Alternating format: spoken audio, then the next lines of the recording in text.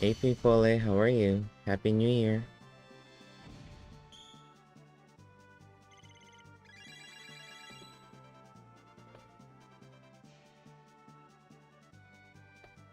You've been doing okay?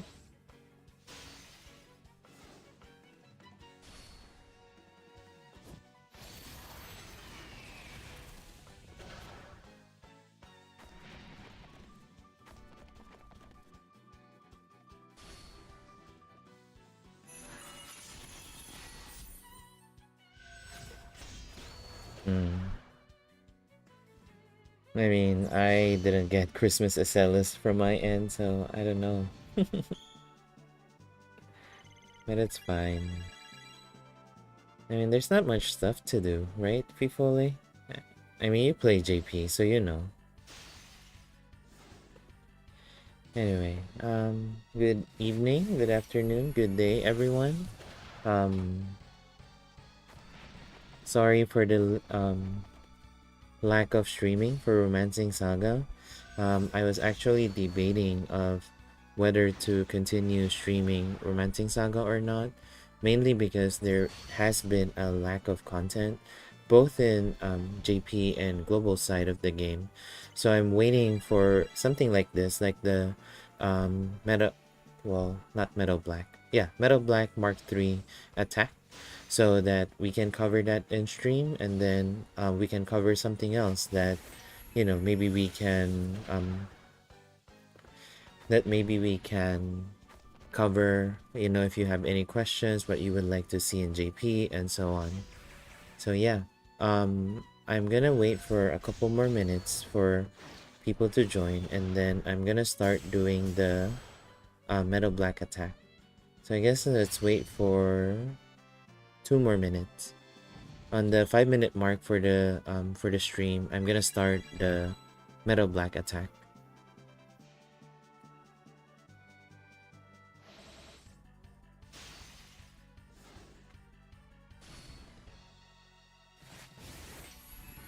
I mean, it's up to you, people, if you wanna quit JP or not. I mean, right now there's not much content really to do on JP, so I don't feel as bad on not getting the new character, because really I don't have anywhere to use them. Um, when I did the not Swagger attack in JP, I used old characters, so and I was able to do it.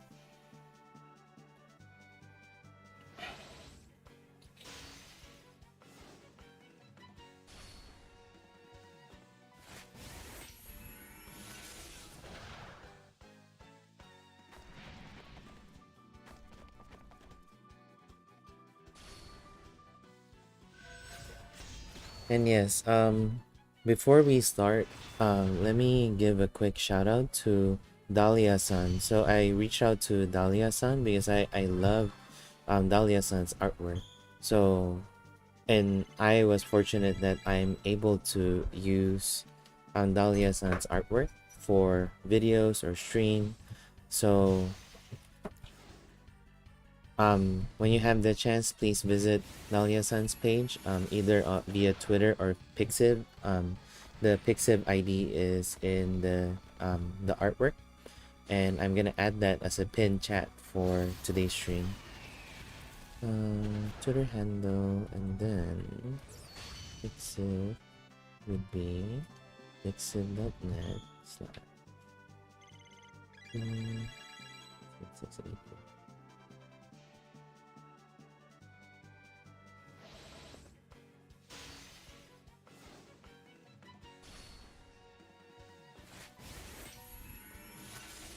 I don't know people about game company and basketball matches. Sorry, I couldn't understand what you're trying to say. Okay, 2 minutes has passed, so we're gonna start doing the individual stages for Metal Black Mark III.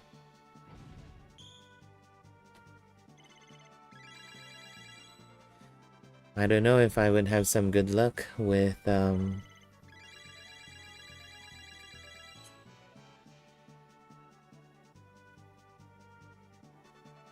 some good luck with Metal Black Mark III. Hey Angelo, how are you? Good evening. Thank you for joining. I know it's super late your time. Yeah, finally some content to stream. It's been a while, so I have been recording mostly. How are you doing? Hope you're having a good new year. And Fifole, I saw the tweets from Ichikawa-san regarding the basketball team at SaGa, I would assume. So yeah, that seems pretty cool. Okay, so in JP, I think I used Minstrel, Gustav, which was useless because now Gustav here in Global doesn't block. Although Gustav has a Scrum Guard, so maybe that's a good thing. And then, whatchamacallit, I remember I used Minstrel, Liam, Matriarch, and then Goddess. So let's see if I can win this battle without Matriarch or Liam. So definitely I need Acellus. So Acellus would be Rising Nova. Mainly because I think, if I remember correctly, the third battle, every time you hit Metal Alkaiser, he would buff himself with Dex. And then some of the attacks are Dex based, so that's gonna be deadly. So maybe Rising Nova would help. I don't know yet. Angelo, I didn't get Metal Black or Alcarl. I don't have free jewels anymore. I can't spend in the game so right now, so I'm playing it very, very safely. Although I'm happy with getting Alkaiser, my main target is Metal Black, so I'm happy with that. Let's do that for overdrive healing. So we have that, we have Minstrel, so we need a moral down. So I think I'm gonna go for Doll, I guess. Yeah, let's go for Doll. But I'm gonna use the Summer Style, and I'm gonna chance it with the BP +2 and hoping to be able to use Dust Requiem. But that's gonna be a real gamble, because if I can't use Dust Requiem, then I won't be able to mitigate damage as much as possible. So yeah, I mean, let's use the Music Festa, I guess. And then if not, we can switch to the Summer Style, the global exclusive style. And then, so our main DPS would be, so it's Sun Element. Sun Element would be, who is Sun Element? Alkaiser. Even though I haven't trained any of his skills. Huh.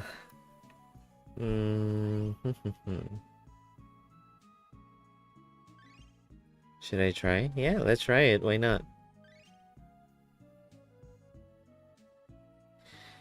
People, I think Liam's reign for top DPS has subsided, especially with the Noct Schwager challenge in JP. Yeah, I don't know. I feel that there are now other characters other than Liam being the top DPS, and I still owe Eileen, if you're watching, Eileen, I still owe you the damage analysis for Sumire, Christmas Sumire, versus, I would say, with Saruin and Liam. Hello, Srinivas or Gamer. How are you? Thank you for joining. So I think I need a debuffer. Let's see, who else would be a good debuffer?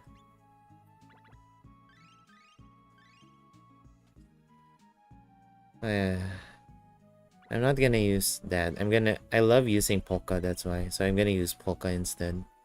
And then the problem is Polka is sword, so he is weak against blunt. So I don't know. That's the scary part of it. But he guarantees heal, and he has a strength debuffing too. But I can't go either or with the roll. Let me see. Who else has strength debuffing? Strength debuffing.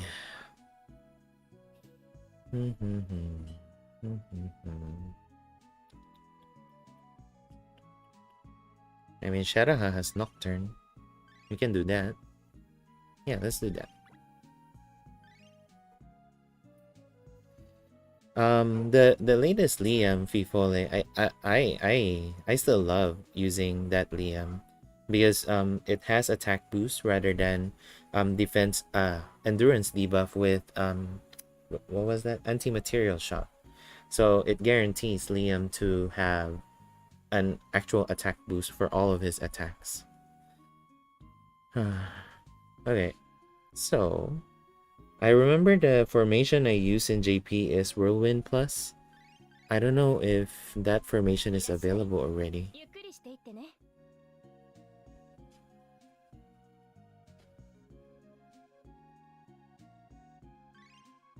Yes, it is. My favorite formation, Whirlwind Plus. Okay.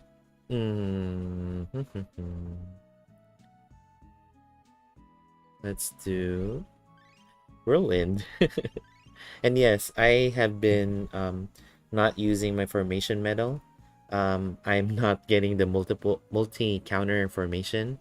I haven't been using it in JP, so I don't think I would be able to use it even in global. Okay, so I think this is fine. Kaiser needs some kind of protection. Polka, what are we going to do with you? You need a lot of defenses, especially with what should I call it? Blunt. So this is 36.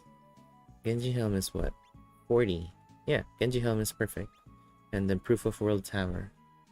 Or I can do Zoku. Where is Zoku? Yeah, Zoku is fine.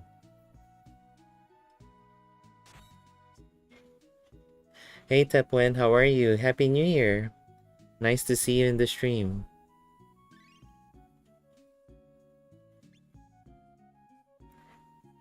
We'll see, Srinivas, if I can be successful with whatchamacallit, with Al-Kaiser. I didn't really train, well, I haven't trained the skills yet, so I don't know. Hi, and my apologies everyone, by the way, if I express myself in a low energy.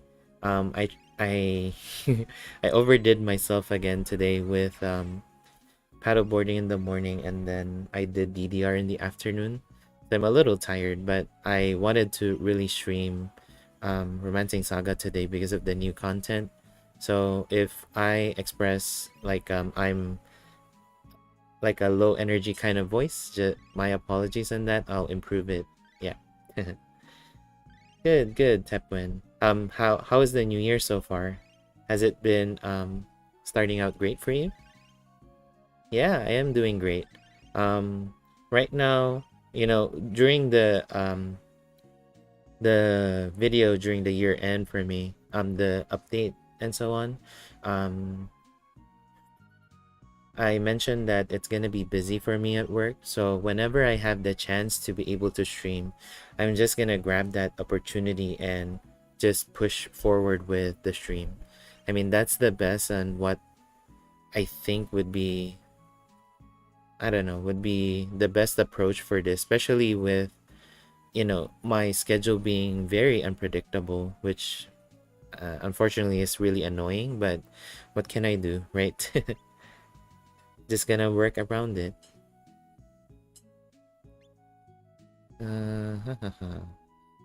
I don't know if I forgot whether the battle has Pierce. I think there's Dark, Slash, and Blunt from what I remember.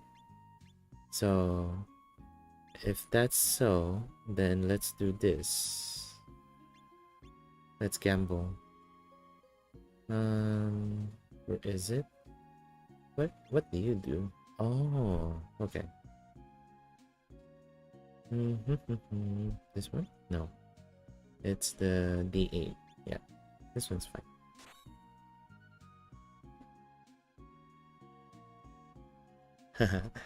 Yeah, you mentioned about that game, Tepwin. I unfortunately, and apologies, I haven't got the chance to look into it yet.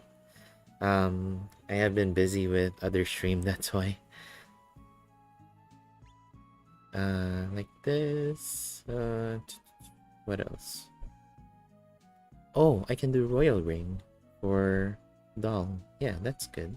Or actually, I can do this. Yeah, 35.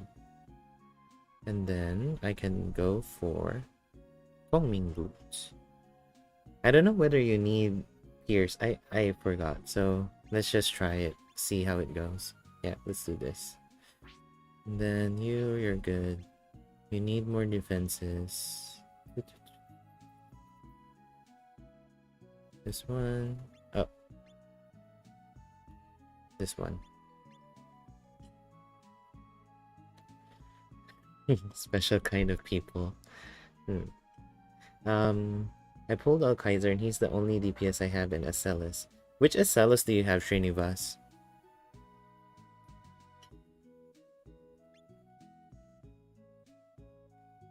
Spree would be good. Pink Tiger is 32. Chaos Top Hat is 36. Wasn't there a 40? Genji. Yeah, Genji. And then I gotta do... What is blunt again? Wristband? Yeah. Yeah, should be fine. And then Sheraha. So Sheraha should be able to use Royal Ring. Oh, she has good dark resistance here. We're good with that.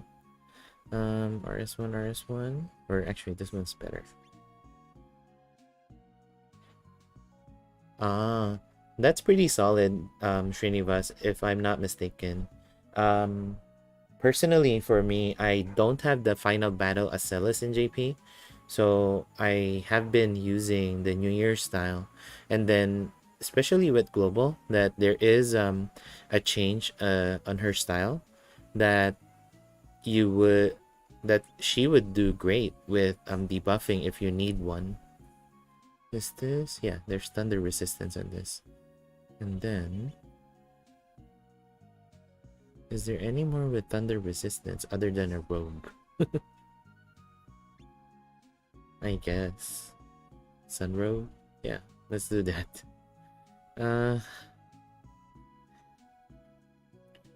If there is Pierce in this battle, I'm gonna be dead. It's okay. Let's use this. No problem, Fifole. Appreciate you stopping by. I hope that you're able to get the characters you wanted. I know it's been really stressful for you with the banners and stuff. I mean, for me, I'm upset that I don't have Christmas Acellus, but it's fine. I mean, I can live without her, but you know, I'm a disgrace being a SaGa Frontier 1 fan. What am I using? This is good. Doll, jet ski, and then Al Kaiser I'll do. Where's that? Final Crusade. Yeah, let's do that. Alright, thank you for waiting. Sorry about that. It's afternoon Fifolis time, Tepwen. He is in East Asia time. One of those time zone. I'm not gonna share, you know, just not to share as much.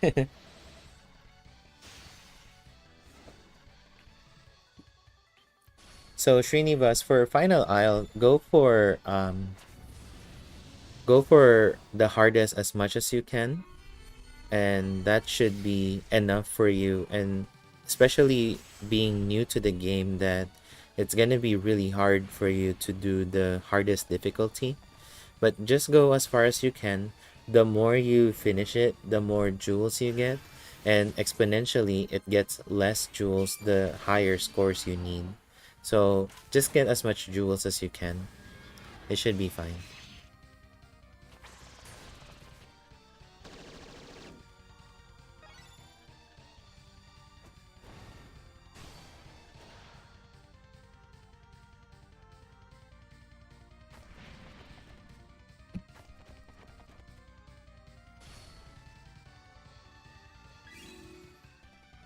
This is why I love MBlack, and it's part of his lore. I think it's in the character description too of who MBlack is, about why he heals you at this stage of the battle.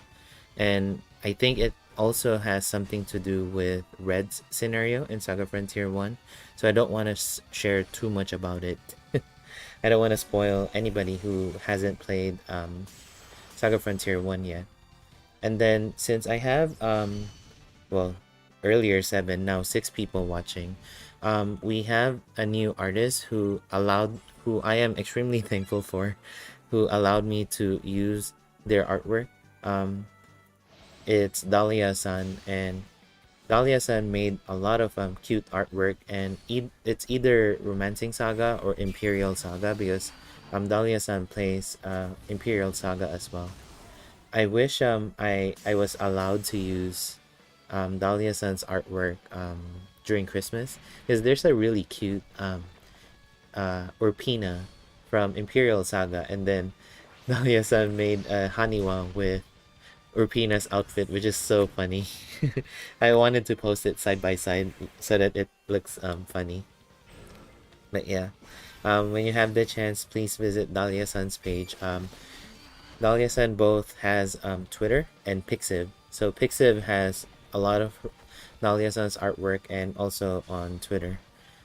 Just be warned, in when I was trying to check out Dahlia-san's artwork, there are some AI artwork out there that Dahlia-san made and then fed to the AI art machine generator thingy. So just there's a note on that tweet that it's from an AI art, and she owns the, I don't know, Dahlia-san is a she, I think, but I don't know. But yeah, Dahlia-san owned the artwork anyway, so it's fine. It's not art stealing. And just to share my opinion about AI art, that I am in support with my artist friends, because I have friends who does art for a living, other than, you know, our resident artist Denny Dross. So I also have a friend personally, when I was in Philippines, who does that, and I feel that the AI art is really something that can modernize artwork, but you know, it is still a machine that's coded and stuff, that it needs some kind of reference data to be able to perform what it's supposed to be as a reference for artwork, or actually to be able to generate artwork based on request. So in a way, it's kind of stealing other people's genuine artwork to be able to know, to let the AI know that this is what so and so looks like, this is what the character looks like, and so on. So it's still a gray area, I feel, regarding whether AI art is theft or not. So I am in the middle. I don't I feel it's a really good technology, but there has to be a way for the artists who actually made the art be protected from it, you know, because it's their original artwork, and I respect them in that manner. So yeah, I'm neutral to that one. I don't condone or support it.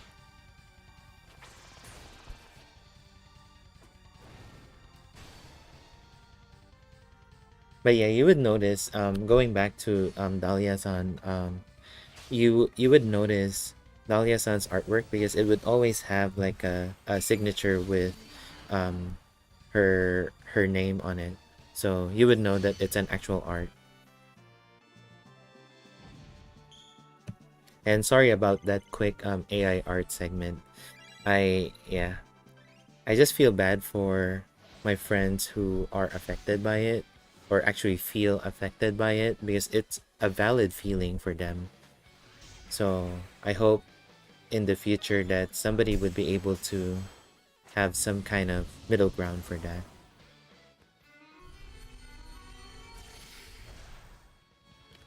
So Srinivas, having Matriarch OG version, you would have Paean of Victory. So you would be able to complete a lot of hard content, especially Spiral Corridor. So you would try to level up as much as you can. I think the Conquest is still available, so take advantage of that because you don't need to deal really good damage to be able to clear and gain stats out of it, even though it's slower, but it's a safer route, especially for you who are still building up characters. And then once you have like a different parties, then um, you would uh, you would be able to go on a harder stage to be able to grind better. And for everybody else in the chat, gamer bra is Srinivas, and he is new to the game. So if you have tips for him, feel free to put it in chat. I feel that Srinivas would appreciate that. Any info right now, Srinivas appreciates it.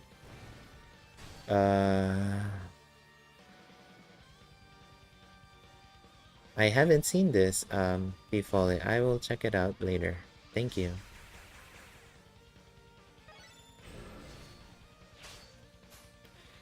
Yep, that's a thing, Tepwin. I feel it's revolutionary. Sorry, my pronunciation is bad tonight. I think it's really good to have that kind of technology. It's a matter of what are the source data that you are using to be able to take advantage of that technology. When I discussed this topic with a group of friends, I think it's a matter of morality on whether you are claiming what the AI artwork generated, that you claim that as your artwork.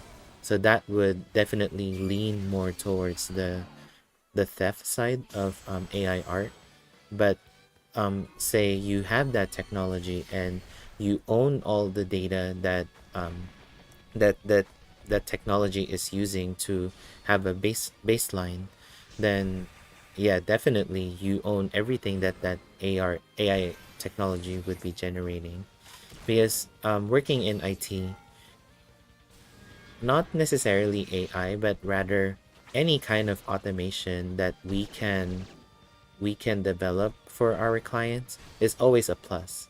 The catch there is there should be past data that we are using to be able to reference what we are coding, so that it can self-learn itself in an AI kind of manner, but not fully AI, that it would be able to do the said task efficiently. So I think that's the difference with what the AI art situation is all about versus how AI is being utilized by different companies.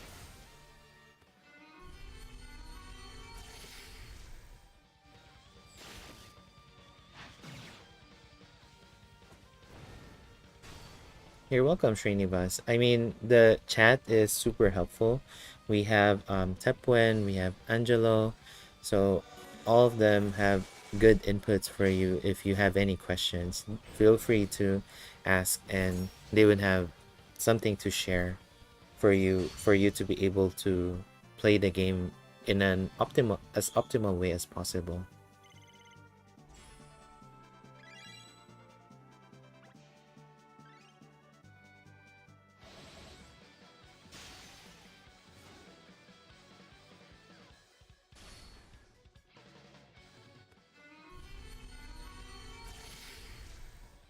Yep. Because the AI technology needs to have those kind of tools to be able to generate the artwork. I don't know what the interface looks like. I only saw YouTube video about it, and they were just searching weird, just like Google. You search weird stuff, and then you know you search something weird, you get something weird.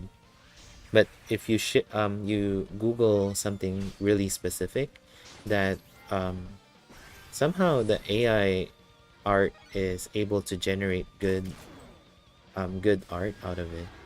But again, it goes back to the question of, yeah, is it really your art if you got it out of that AI art technology, even though it's open for everyone, you know?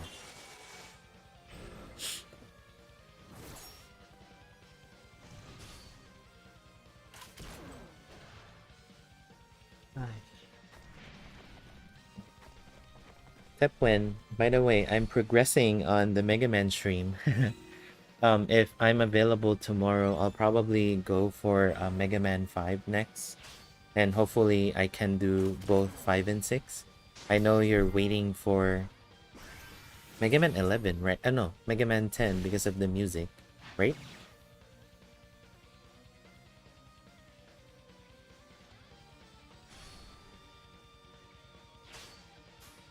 Yep, there should be some kind of consent from the owner of those images that were uploaded into that technology. Because if that is the case, then definitely there is nothing else to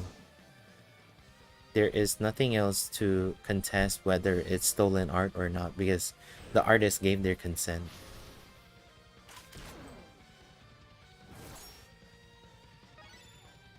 Mm-hmm.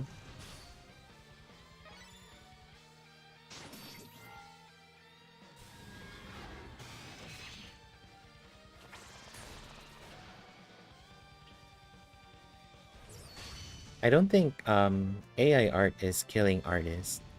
It's a way to generate art, but really it's not yet, well, at this time it's not yet perfected. And again, with all the commotion that it has triggered regarding, stolen art and whatnot, that I'm not sure whether the technology is improving itself to in the future be able to generate perfect art. But until then, I don't think artists would be able to would be the artist business won't be stopped by this AI technology, I feel. Because people would still want original artwork from that artist, unless, even though it's not uploaded in the internet, like say it's sent through email or however you're gonna pick up that file, that the AI art won't be able to pick it up, then it should still be safe, and that should keep the artist be continue to be able to generate original art.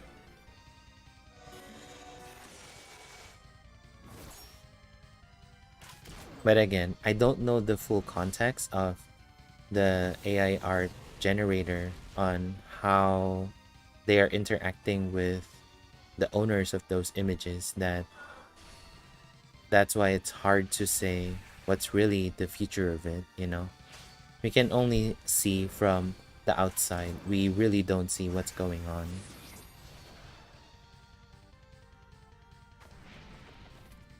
So I think it's a little unfair too of being rash with decision.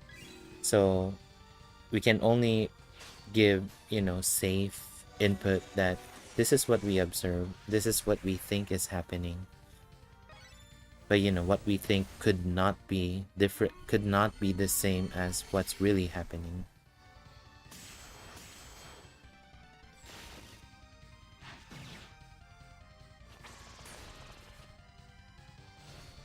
Yep.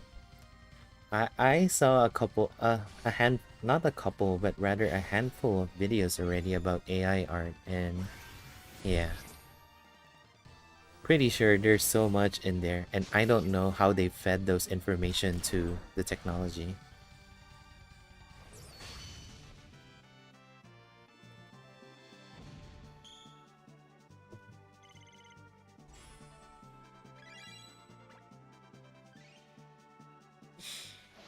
Ay.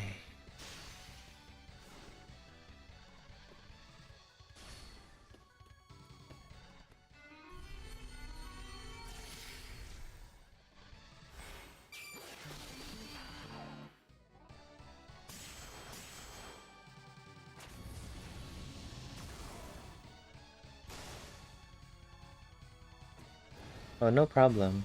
Yeah, no problem. Thank you, Tepwin. And hope you enjoy your tea. Usually you would join in with a cup of tea.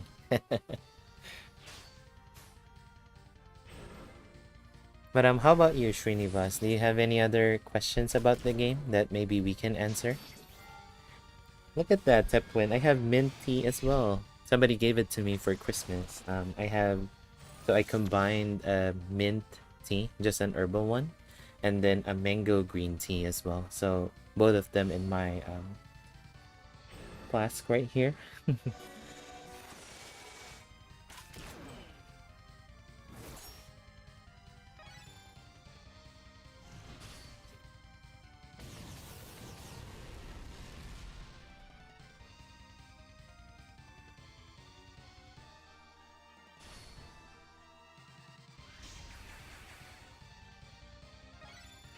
People, are you still in the chat? Did you finish the Nachträger romancing already? That was a pretty hard fight.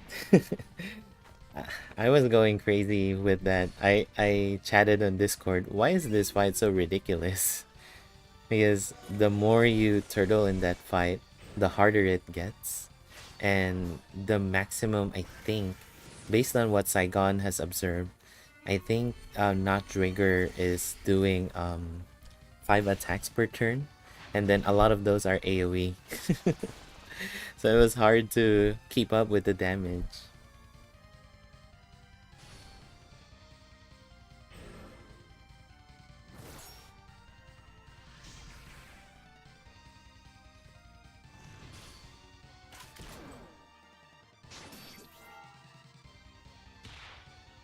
Yes. So Srinivas, the HP you see, or actually the max HP when the battle starts for these characters, it would always include the dojo HP. So the cap right now, I believe, is 2060 or 2070. I forgot. So I think it's 2070, but going that's farming on UH20 in the current event. So if you farm somewhere else, you would have a different cap, which is potentially lower. Usually the latest event would have the highest cap, that's why. So yeah, you just gotta grind and grind. And that's why I was suggesting for you to do the Christmas Conquest, because you don't need to do really good damage to be able to gain stats. Just clear the stage even if the enemy takes you down. No problem.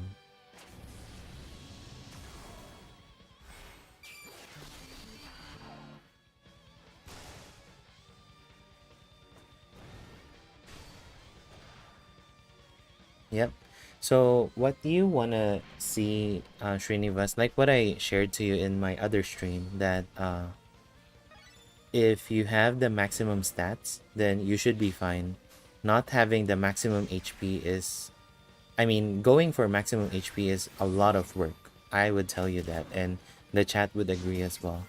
Because you would have an efficient farming party for you to be able to get to max HP with a lot of retrying for a couple hours, even more. Because the closer you are to cap, the lower the chance of you getting that stat or HP. So I think HP is really not worth it with all the work you need to put in. So go for stats and you're good to go. And then, do you know already where to look at the cap, the character caps? There has been an old spreadsheet we used, maintained by Discord, and then it was uploaded into Rain's website. Some of them are up to date, and some of them are missing those information, but it gives you kind of an idea of what is the maximum cap for that HP, so that you have in some ways have some kind of reference to know whether you have reached max stat or not. This is the page. SaGa.com. It's all thanks to Rain from Discord for generating that for the community. So whenever there is a patch, Rain would upload those data into that website. So you would see all the information summarized in a very, very organized way. And also, if you look at old characters, you would be able to see what the stat cap is. So you would know what is the stat cap potentially for a 1 up arrow or a 2 up arrow. So yeah, it since you're new, it's gonna be overwhelming information, but the more you look into those, the more you'll get used to it and the less stuff that you need to check. Just look into it as much as possible whenever you have the time, if you want to learn more about the game.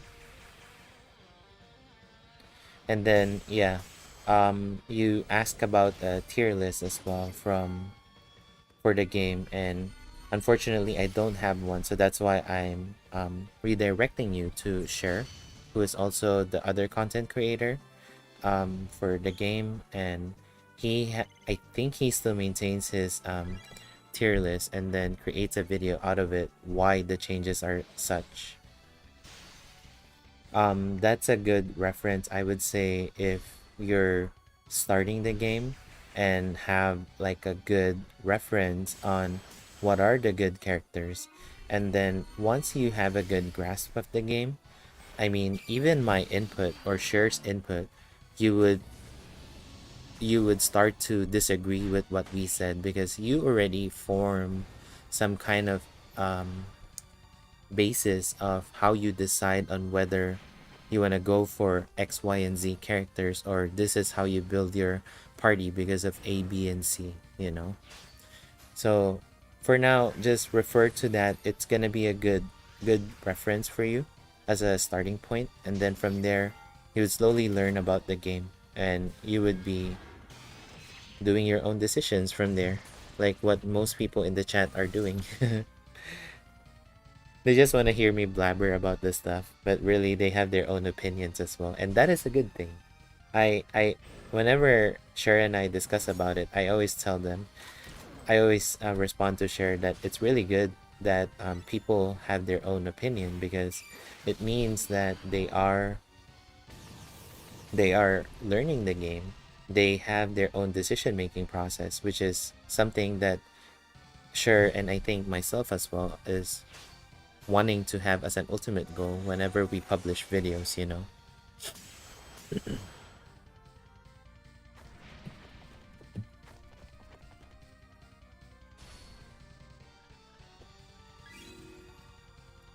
I try my best. I mean, I remember when we talk about it in the other stream, Srinivas. I know you mentioned about, wow, you support your competitor, because I don't see Sure as a competitor, but rather as a colleague with creating content for Romancing Saga. I mean, there are also others like, say, Voxandra and other folks that create contents as well. But, mostly you would see Sure, myself, and some other folks who create 1Z, 2Z's video for either a challenge or their gacha pulls. So depending on what you want, you can always go for those. But as far as Romancing Saga goes, there's just very limited content creator for global. So that's why the best thing we can do, rather than fight with each other, is to support one another. And I know Sher does the same too, because there are some of his viewer that goes to my stream or to my videos because it was referred to them by Sher. So it's a give and take kind of thing.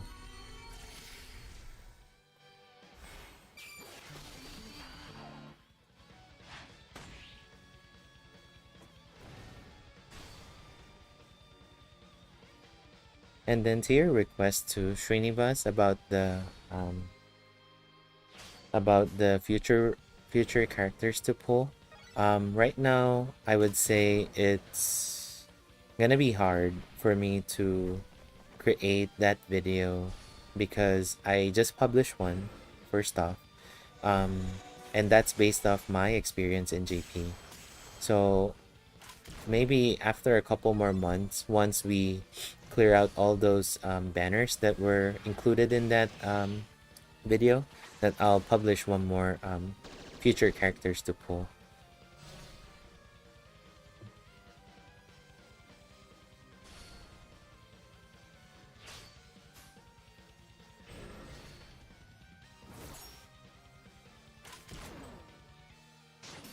And then one thing to note too, Srinivas, when a lot of the content in the game is mostly grinding. So your ultimate goal, if not the hard content, would be having an efficient farming setup. So auto is always king.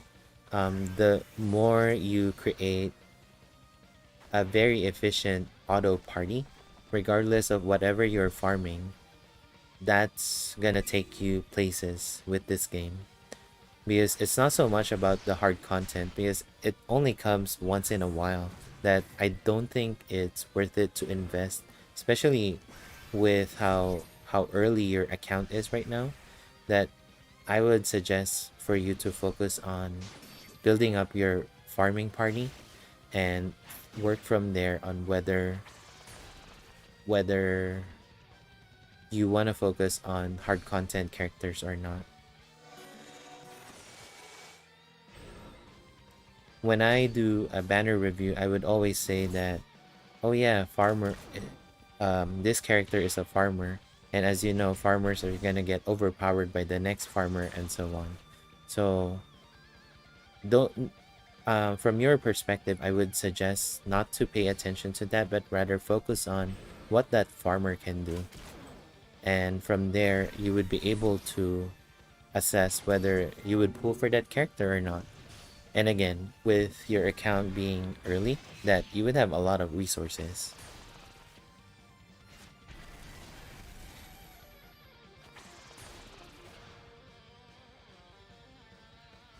So much memories with that Dark Phoenix.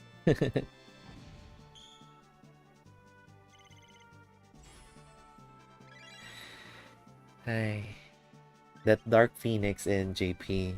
When I was recording, I think I retried 5 times this romancing battle, and then I always prayed, don't attack Liam with the Dark Phoenix. So I think what happened was, one was Gustav protected Liam, and then the other one, it went to somebody else. So Liam didn't die, and then there was a next round, next turn, and then Liam still died. But it was tiny HP, so the party was able to clear it. Yeah, so I mean, it's a lot. I mean, whenever you start a game, Srinivas, it's always gonna be overwhelming, regardless of whether it's Romancing Saga, Opera Omnia, or whatever console game you play, because it's all new to you, and then you're thrown into this situation where you gotta learn them to be able to do this battle properly and so on. So I clearly understand that overwhelming feeling. So just take it easy. Whenever you can, slowly chip away in learning the game mechanics, and if you need the styles, that's the other important thing. That read through the rsrsdb.com website, and you should be able to have a good idea of what are the characters. And since you are playing the game, that you would have knowledge of the latest banner. So check out those characters first, because that would give you an idea what the current potential is right now, so that you would know who are the characters that you would like to target with whatever resources the game gave you. And yeah, the game is very fun to play in a way that, one, you have really cool music. I love all the music in here. And two, there's always flashy skill animation that I'm happy with. And I think that's the same for Opera Omnia too, right? Whenever you use a skill, it's flashy and it looks really cool. So that one, and then number three, I personally love the SaGa game in general. So that's why I picked up this game. I played JP I wasn't intending to play global, but my friend played the game and then abandoned me a month after. But I'm already too deep in the game that I didn't quit the game in global. So now I play both global and JP. And it puts me in this unique situation because you guys watch me when I do my global stream, and then when I do my JP stream, say there's a new content, sometimes I attract some audience from the JP side who are actually Japanese people, and I try my best to speak with my really really broken Japanese, just to acknowledge them and say hi and so on, just for give respect to them and thank them for joining the stream. The other unique part is global is a totally different game than JP. I would tell you that right now because there's so much changes in global, and that the way you handle some challenges, especially right now that the reign for victory song from matriarch is over, that you have so many ways now to be able to handle a battle. And whenever a banner is dropped in global, there there's always a change to that, whether it be just stats or a new skill, or even global original characters that Japanese people wanted to see, because they're curious, how does the global game look like from JP.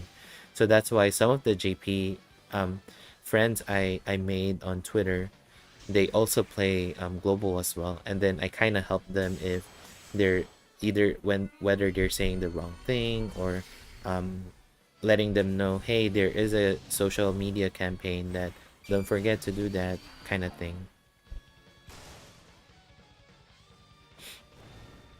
I'm really happy with my unique situation right now because I can help um, global folks with my experience in JP.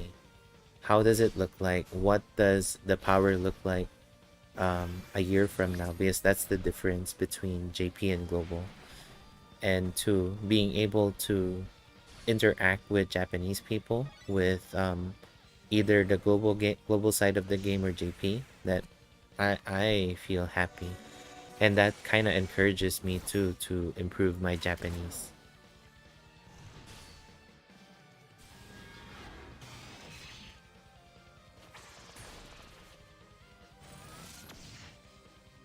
No problem, Srinivas. Always appreciate you stopping by. Just feel free to comment if you have any questions, or come back if you have any questions. And the best way to reach out to me is either via Facebook, via my page. You can direct message me there, or on Twitter. You can direct message me there as well. And I am on the SaGa Wiki Discord as well. You can direct message me on Discord if you want to. But yeah, have a good lunch.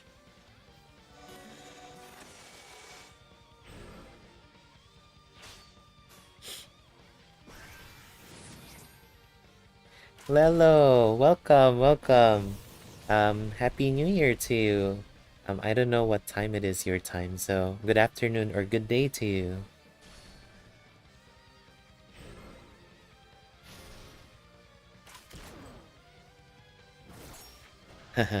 Thank you, I appreciate that, Lelo.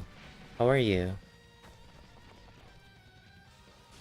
And I know, Lelo, I have been neglecting Octopath, so I wanted to find the balance where I can do Octopath content again. I haven't done a lot of the Traveler story yet, so I gotta work on that, maybe as a stream, or I don't know. I haven't been having good luck with the banner, so that's why it's kind of depressing for me to play the game. I don't intend to put in money in that one. No problem. Have a good evening to you, and I appreciate you stopping by. You can direct message me, however, if you have any questions or requests. Thank you so much, Lelo.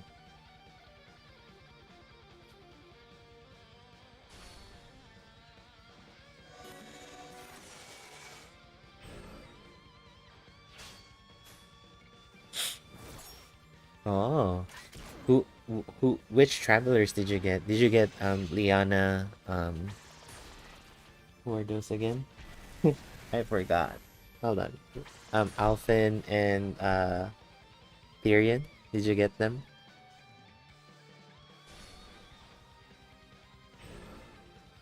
What got me from the game is Zanta banner. So I did the full step up for Zanta only to get two 4.5 star Hanit. That was really depressing.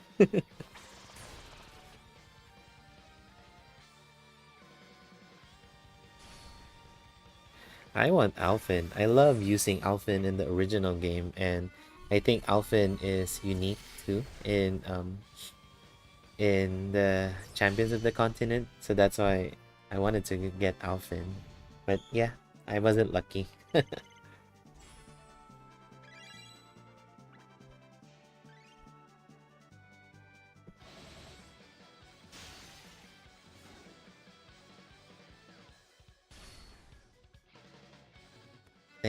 Theo. Who is Theo again? Oh, Theo the apothecary.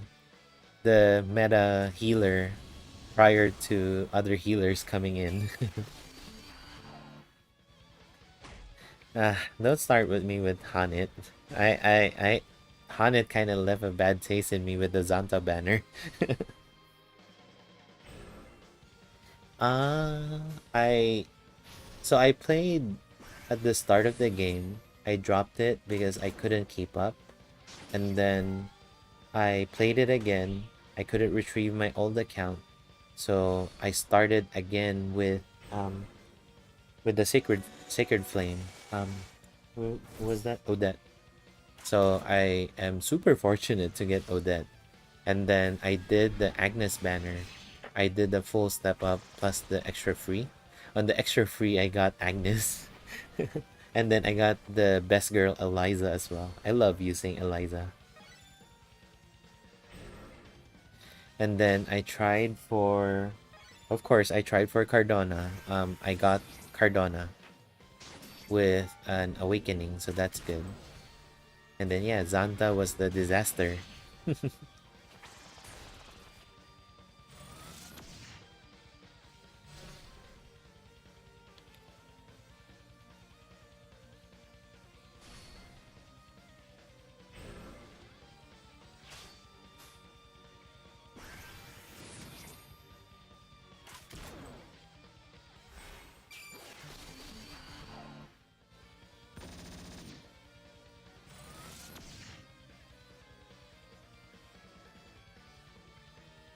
I'm really excited for Octopath Traveler 2 though. Odette is amazing. She is a monster. Yes, Odette is really, really good. I mean, Cyrus is like Odette, but different element. Cyrus is heat, fire, thunder, and cold, I think. And then book. And then Odette is, whatchamacallit? Odette is wind, light, and book. I was able to do 2 full steps and made her A4. Wow! Nice. Hello, I'm sorry if I'm mispronouncing your name, Trong Hui. I don't play FFB anymore. I stopped when, I think halfway through the 7th star, and then they introduced the Neo Vision. I think the last banner I played, and I only played JP, was who was that gunner girl in the story with the Mog? So the one with the Esper, Tetrasylphid, and then that girl, the gunner girl, I forgot her name. But yeah, that's the last banner I played, and then I stopped.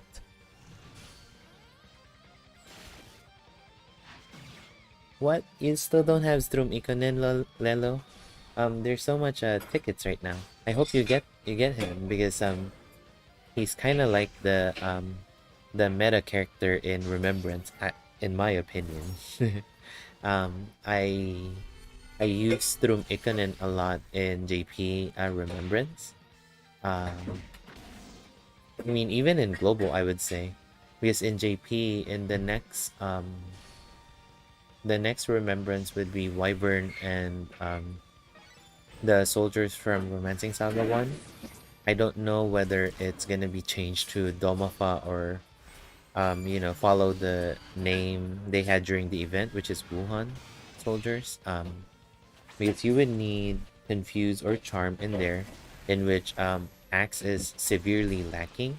So I used Strum Ikonen as the tank, and because every time Strum Ikonen is hit, that he would gain endurance and willpower, right? So he was able to resist paralysis and unconscious. So that's why I was able to clear that with Strum Ikonen.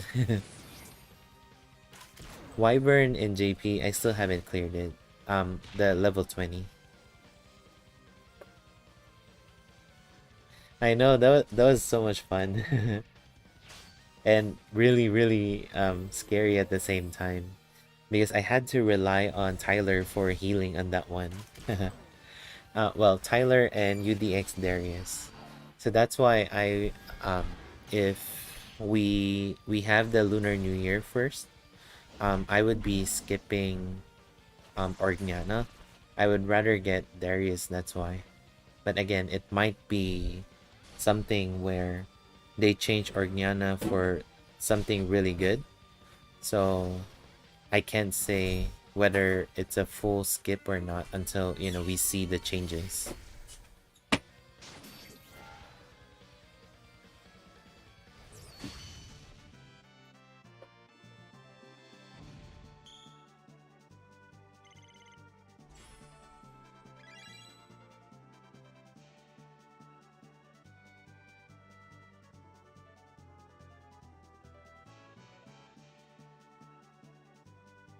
It's so sad. I used all my tickets and it counted. Oh no. Uh, I'm thinking, can't you farm tickets in the Christmas Conquest? Maybe that would help with trying to get Strum Ikonen. Or don't you have platinum tickets? Because with the white crystal, you only need 1 million a month to get the 1,000 gold pieces.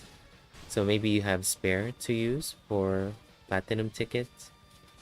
And I know you've been playing for a long time, so maybe your equipment medal as well. If you use that for SS tickets. Cordelia, Narcissus. Which Cordelia? Narcissus, Nora, Sylvan, Human Male, Strum Ikonen, and Evelyn. The latest Cordelia with the row AoE.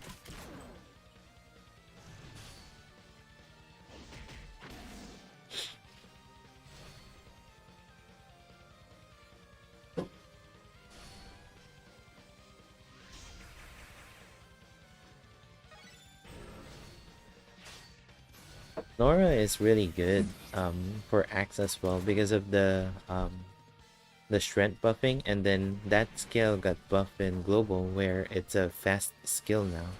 So with her plus um, Darius, and then if you're still lacking an extra buffer, then if you have School Sif, then School Sif would be able to do strength buffing as well. There's 14 guaranteed tickets, farmed a lot on Conquest, had almost 6k ticket. Wow, that's a lot of tickets.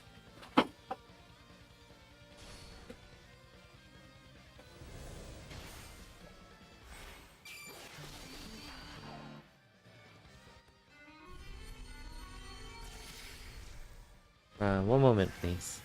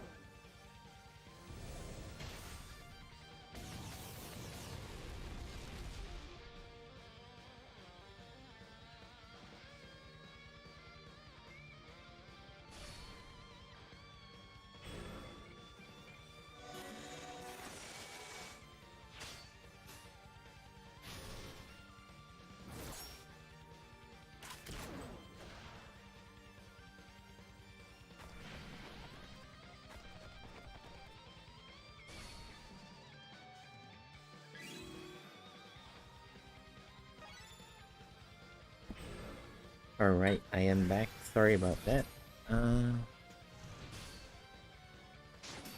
Evelyn is fine. Evelyn has Dark Ball for willpower debuffing. But do you have Wicked Witch, Lelo? Because if you do, then Dark Ball might help, but you have Shrill as well with Wicked Witch.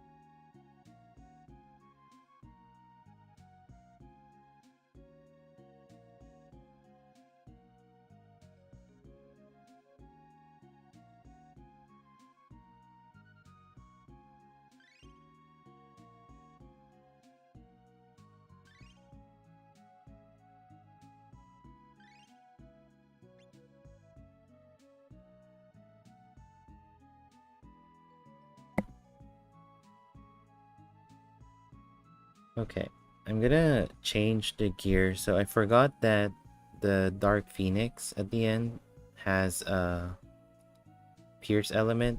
So I gotta change the armor so that I would be able to survive the attack. Yeah, this should be fine for Sharaha. So this one I'm missing a dark element. But I need blunt most of the time, so I just gotta power through it. Minstrel. uh, so I need more pierce defense for Doll. How can I do that? Genji? No, not Genji.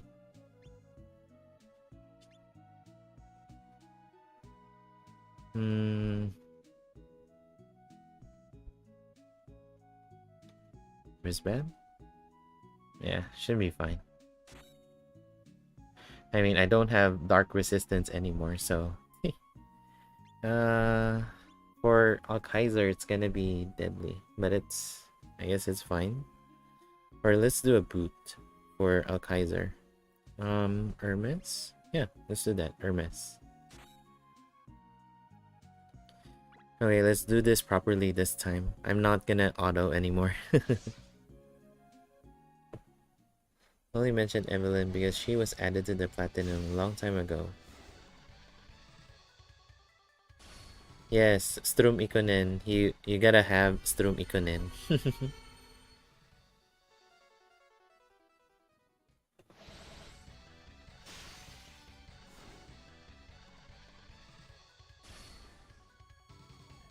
Ah, I'm sorry, I wasn't paying attention. Gotta remove auto.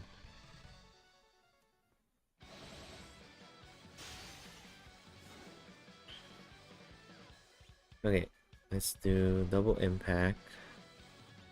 Spread shot, prominence, minstrel, nocturne.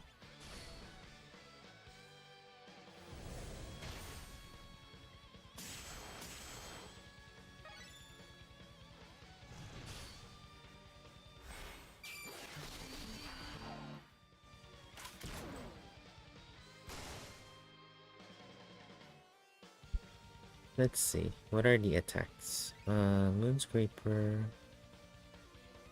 martial arts, sword, and spell. Okay. Jet ski. Prominence, attack, defensive, nocturne.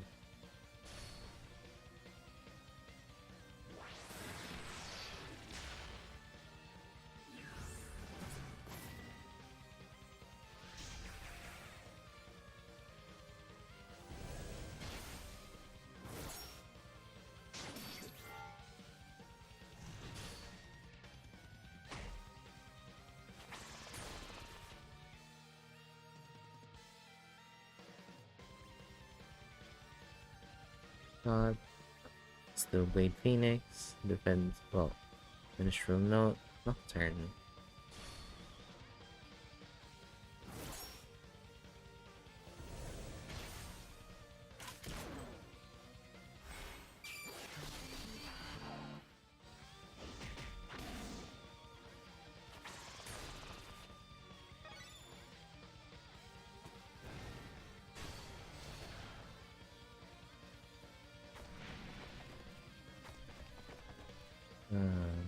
Let's build up one more, and then we're gonna do double impact. Actually, I can do double impact because there's Minstrel Note, so we should be good. No Minstrel Note. Hey. Oh wait, he gains BB +1, so we're good. We're good. Spread shot, Steel Blade, defense, Nocturne.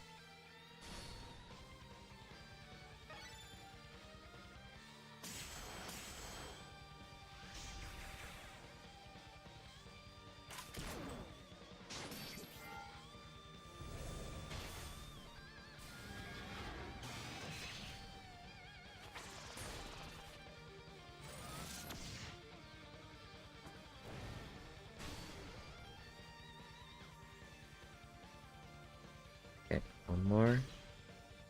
Attack. Prominence. Minstrel Note. Nocturne. Hey Jer, how are you? Happy New Year. um well we have Knock Draker, right? Did you finish already, Jer?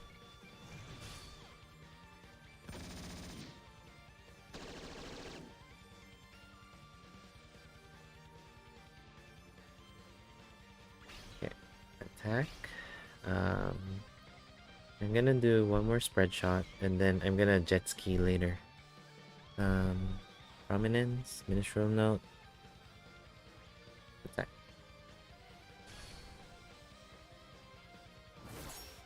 I know, but so Jer, what made me wonder? So after clearing, I watched some of the Japanese folks and how they cleared it, and it seems that they used Rising Phoenix or Suzaku Dance, and then they did intelligence debuffing with Acelis, well, you know, with Christmas SL doing whatchamacallit, doing the New Year style debuff and then following up with an A attack single target.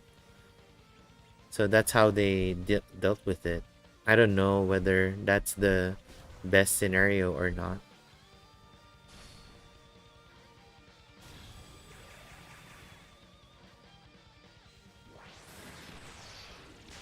I mean, that's good, right? Shadowing is hard. I mean, I got extra lucky with my RNG. If not, I would have died from that battle. Hey Eileen, how are you? Happy New Year as well. Eileen, I still owe you the damage what was that? Damage analysis for Christmas Sumire. Sorry, Christmas Sumire.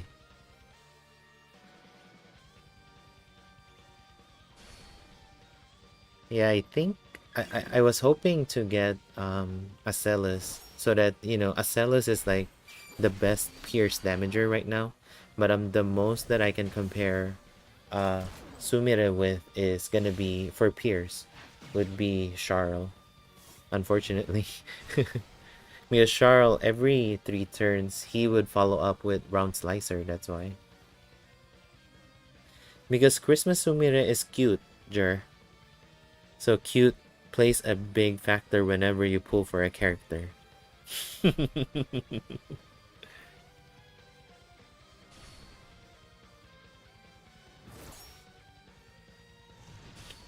And then Eileen in the latest banner in JP, I got extremely lucky.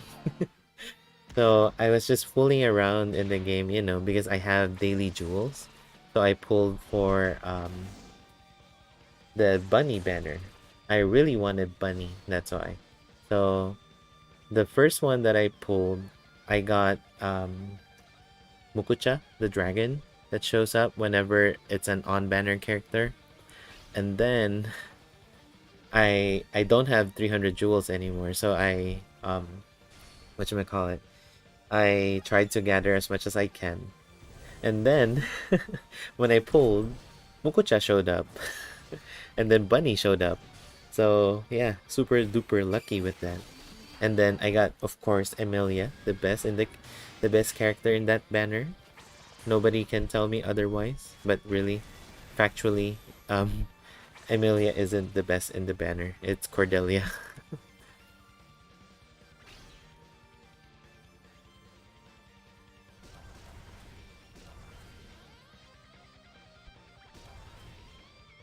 I know, I got extremely lucky with that one.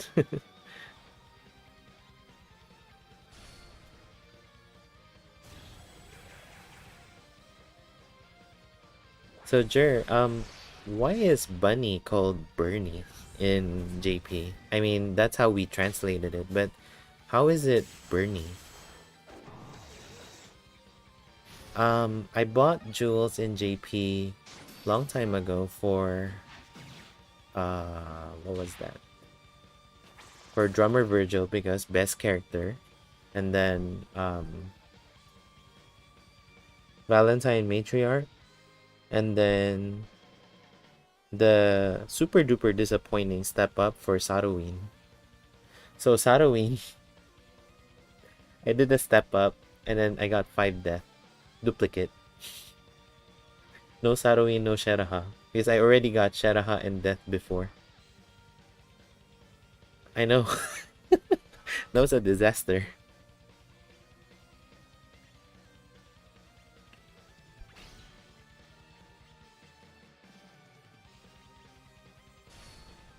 In JP, I am a super duper guppy. Because JP doesn't have as much of a sale as what Global has, so I would rather not get whatchamacallit, get those jewels until there is a sale. So other than that, yeah, whenever there's a sale, I try to buy or not buy if I don't need anything. Actually, Eileen, I beg to differ in JP. Even though it's new that it's whatchamacallit, there is no future sight of what banner is gonna drop, you know. Um I would say JP gives way more jewels than global. Don't you think, Jer? Because every time there is a new banner, Jer, right? There's always 3,000 jewels given to you. Like to welcome whatever. There it's either that or like for 3 days you would get 3,000 jewels in total. So at at the least you have one multi that you can use to whatever banner, or you do singles, compared to global where I don't think we barely get any jewels whenever a banner drops. It's mostly on the daily login and the stream. So, and then on the stream reward, I think JP gives way more, right, Jer? Like sometimes it can go as big as 10,000 jewels. In global, I think the highest we got so far is 5,000, if I'm not mistaken. And I guess because of it balances out in a way, because global has future sight, so it's really hard for them to extract jewels from people. That's why they had to do that limited red and blue changes and then make it super cheap so that people would draw, because people had been piling up for matriarch and so on. And now it's changes all over the place that people are now excited for the banner, that they're actually getting jewels from players. So that's a good thing. I think it's healthy for the game. Not so healthy for wallets, of course, but it keeps the game alive. Something that we all love to play. Yep.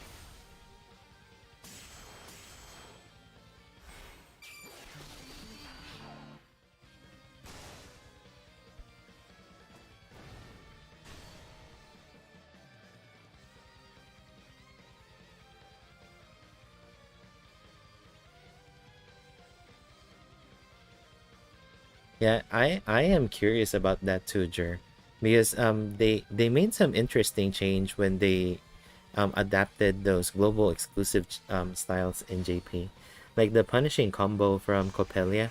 I didn't know that it's uh I always forget what that skill name is. Let me check. Punishing fist, maybe? Hold on. Punishing Palm. So the version in JP, it's Punishing Palm Plus. So when I saw Keisan using that punishing combo, it's like the animation looks different, and then I saw, oh, there's a plus. Oh, that's why.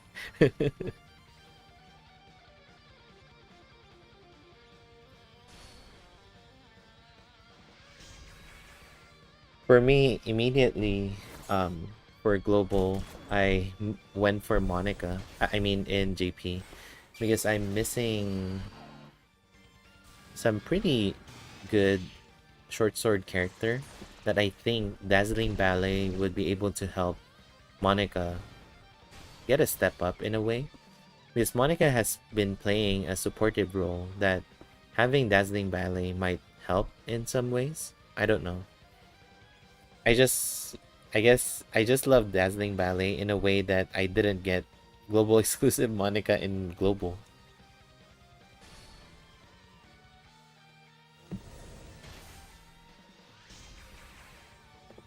I'm sorry, the stream is 1.5 hours in and we're still on challenge 2 for this battle.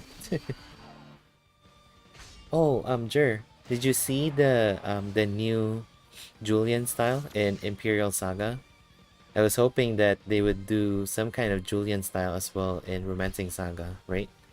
Or wasn't that what what's that? Um Boz was saying about like a Romancing Saga and Imperial Saga collaboration, or did I misread that information?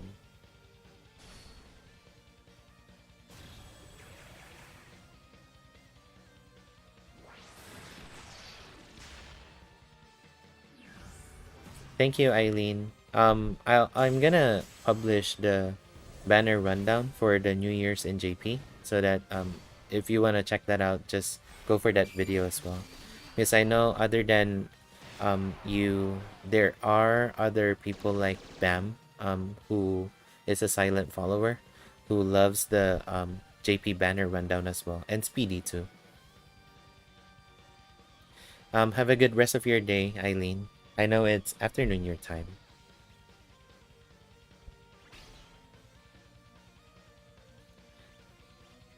Yep, always appreciate you stopping by, of course, Eileen. Thank you.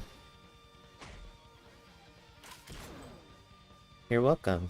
I always laugh whenever you say Arado-kun.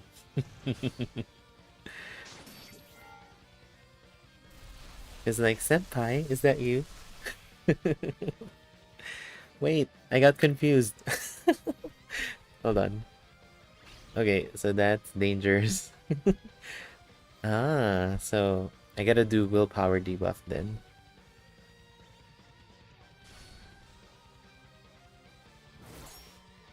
Uh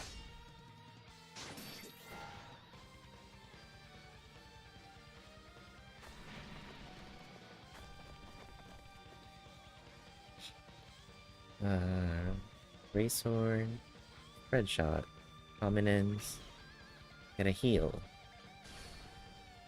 What's up on evading the main characters? I don't know. Well, Ellen is a main character, right, Jer?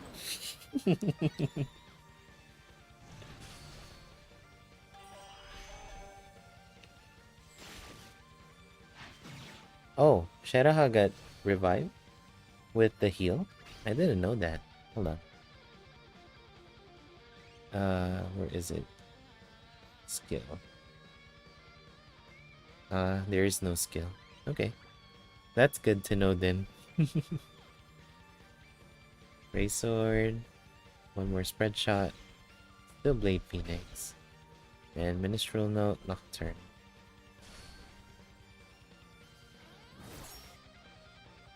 And Thomas too, Jer. Don't forget. Thomas and Julian. At least Sarah made it in the stage banner, right?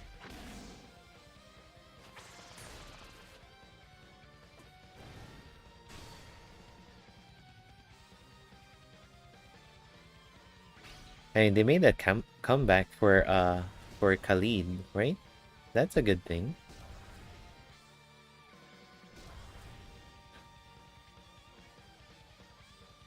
So maybe they're gonna make a big comeback for Julian and Thomas.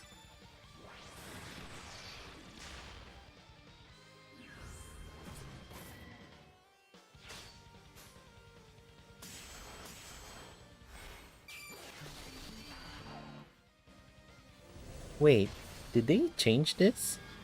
Jer, do you remember? I thought Metal Black 3, when every time you hit Metal Black 3, he would buff Dex, right? I remember laughing a lot in that when I streamed that in JP, that why is he buffing Dex a lot? So maybe just in romancing then. Because this is challenge 2.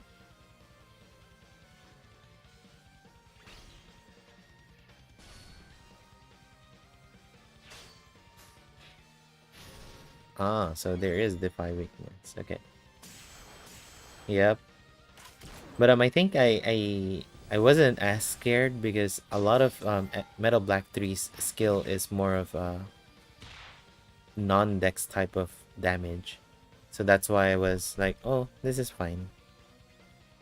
Not the meme, the dog meme. But really, this is fine.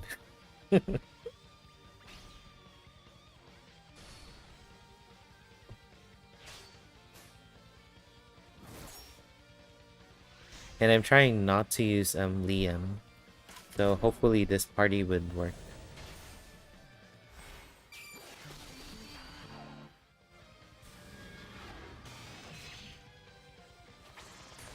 You know what I wish I have already, Jer? I wish I have latest whatchamacallit, latest candy right now in global. Because candy is like the best debuffer we have for strength, dex, and agility, right?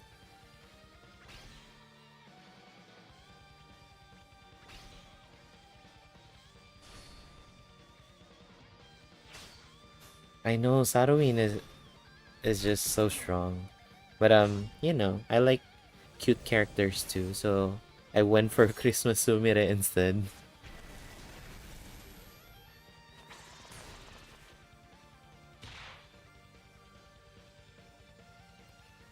Okay, we're almost done.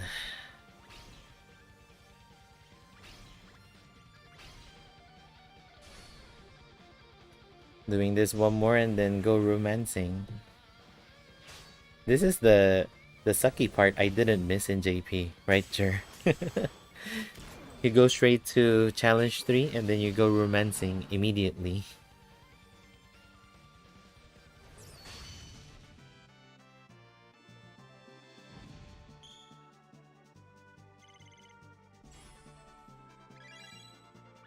Okay, challenge 3. Wait, let me speed it up a little. Let me use Liam and then I'll kick out Liam for Alkaiser again. So that it's a little faster. Where are you? Liam.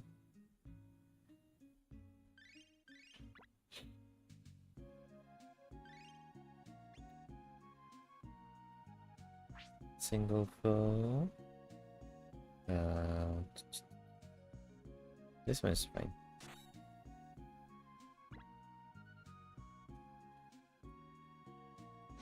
So I'm a little scared for Mark 2 of MBlack because of the paralyzing storm.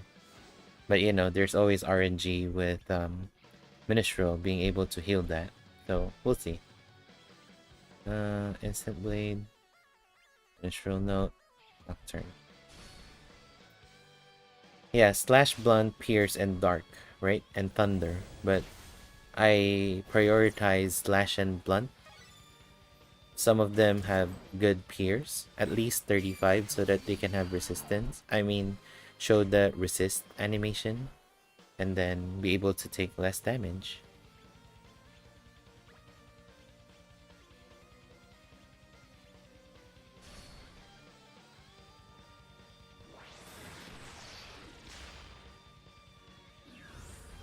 But I remember I saw, so after I cleared this in JP, I watched some videos, and then some of them did Suzaku or Rising Phoenix rather, and then they used Otama or Hana in the middle to do debuffing, and that actually worked. That was cool. That was cool to watch.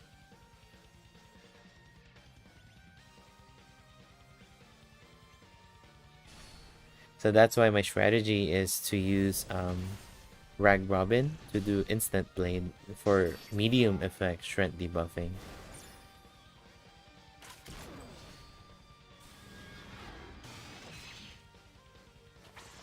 And counter as well.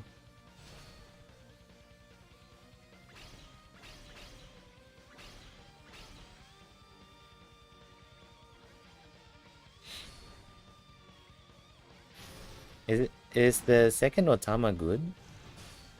I felt that it was a bait banner because, you know, people needed charm for short sword, and that's what Vampire Lady was contributing.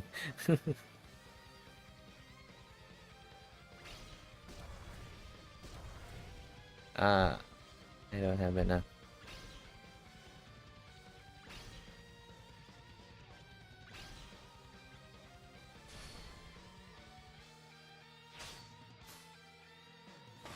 I feel that they need to buff that Otama, the Kingsei banner one. Because in a way, Otama feels like a little lacking in a way.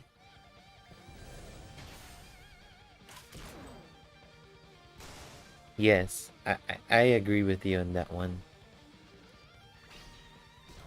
Oh wait, I won't use overdrive here. Spread shot is fine. Prominence, prominence, attack, defensive, attack.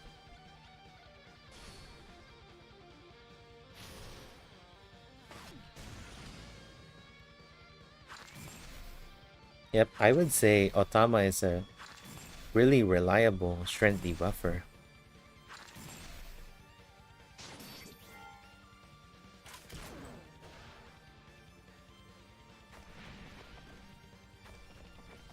Okay. Wait, cannot. Spread shot, instant blade. I know this one has a lot of gun skills, right? Yeah, so strength debuffing wouldn't work here. There's Moonscraper, so instant blade, defensive sword, dark prime. Well, sword, so nocturne.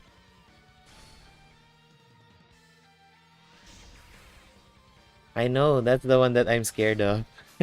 I don't have any int debuffer. I might have to switch out Sheraha for an intelligence debuffer, which most likely is going to be a Celis.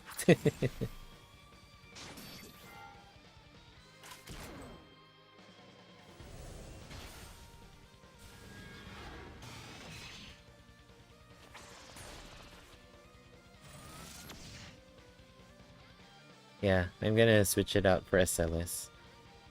Okay, finally, overdrive. Oh wait. He's gonna defy weakness, which is fine. Minstrel note, nocturne.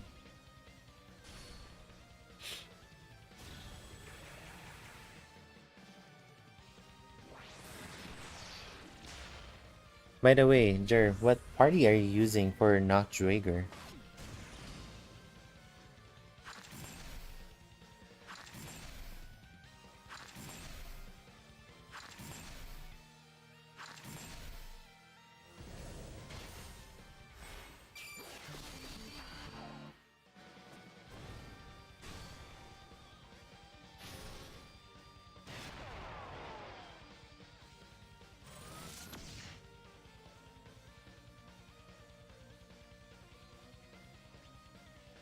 So yeah, among the fight, I think I'm more scared for Mark 2 versus Mark 3.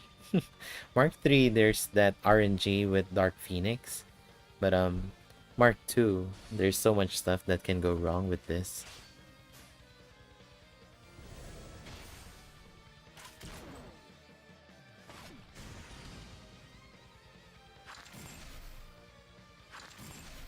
Human male, Sadoween, Halloween, Esper-girl, Valentine, Matriarch, Prefecture Polka. Why Prefecture Polka though?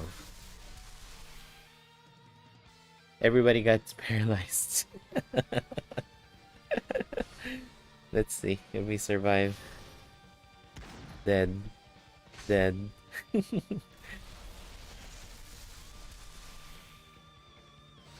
Alright. Sorry.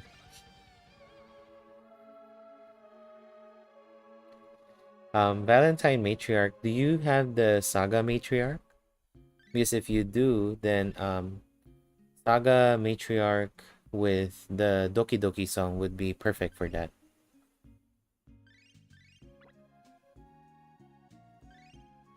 Okay, SL, show them what you got. I gotta get blunt. What is a good blunt? This one? Yeah, that works. It's missing some. Wait. Yeah, this one is better. And then I'm gonna do D8 for span. Huh? Wait, what was she using already? Oh, this one. So I gotta change this to power suit. Yeah, that works.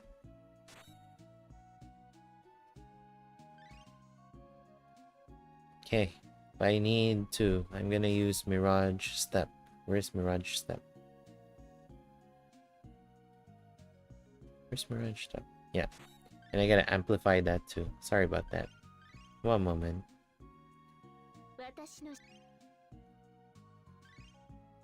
Mirage Step is sword.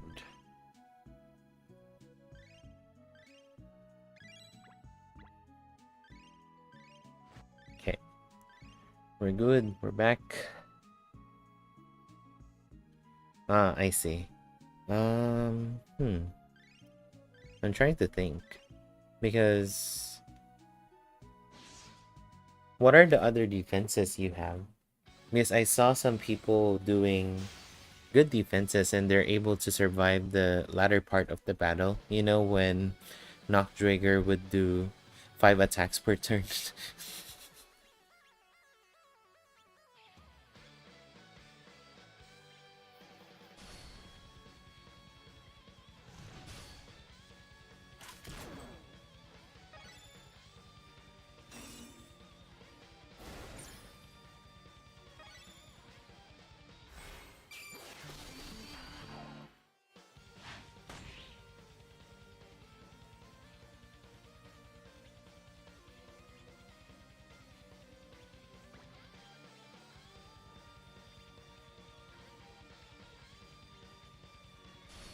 Final Emperor, he needs to get physical attack to it. Yeah, so the way I did it, to be able to do enough damage is you gotta count every 3 turns. So turn 1, it's the least amount of counter he can do, but there's still some that he can counter. Every turn 2, that's the most that he can do counter. And then I used power raised Kai. So what happened was whatchamacallit, I put Final Emperor in front because he gets taunt, right? With skill number 1. So taunt, counter, and so on. But if it's on turn number 3, then I just use the taunt some more, and then go past go to 20 for BP, which is fine.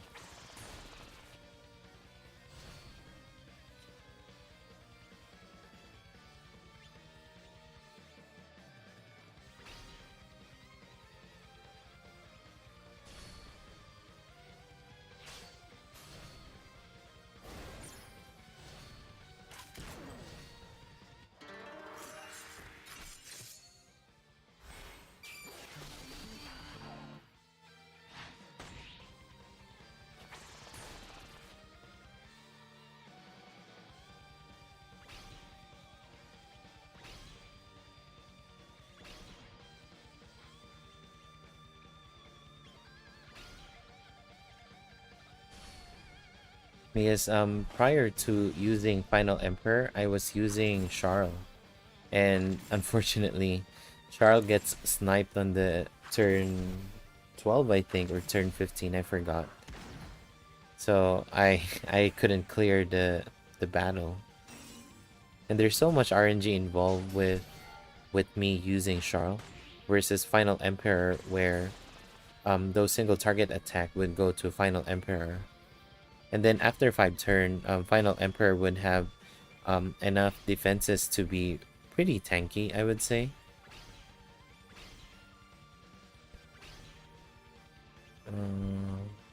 Yeah, Mini Slash.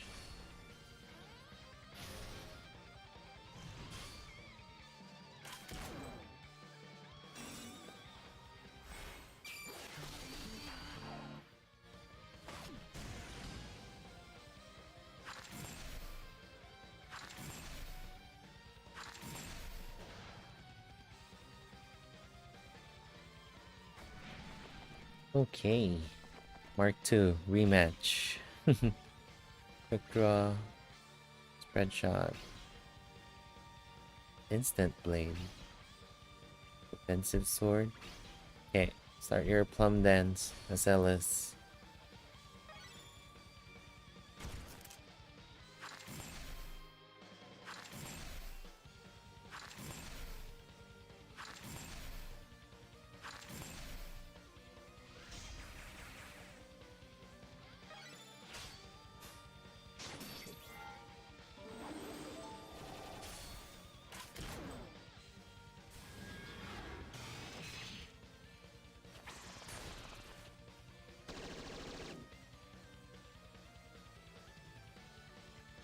Okay. we are gonna overdrive without Acellus. And without you too. Because you're the debuffers.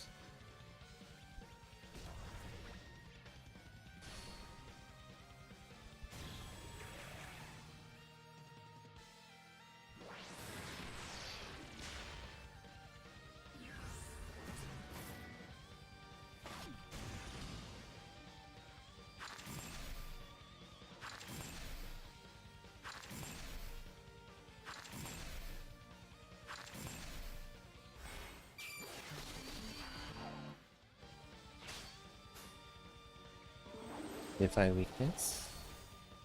Okay. That's perfect. Ah, I should have put Rising Nova. So this is gonna be deadly.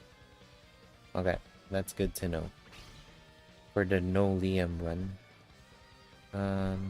Prominence? Minstrel Note, Plum Deck. Yep. I hope that Acellus' debuff would be enough to resist the ailment. If not, I gotta change up the accessories, which is gonna mess up the equipment resistance.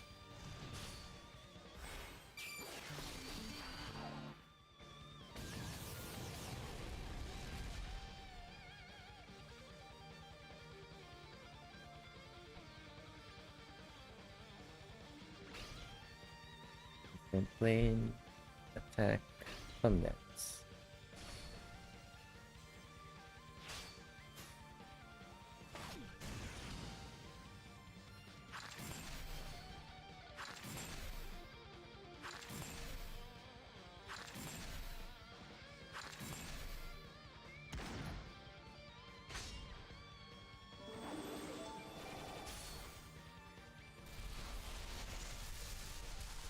No, they still get paralyzed.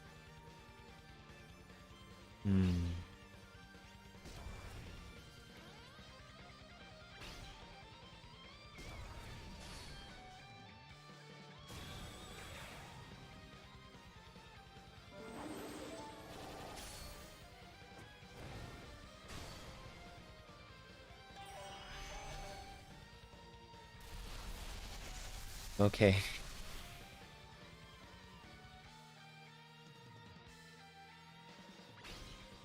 Oh, there was a resistance this time. That's good.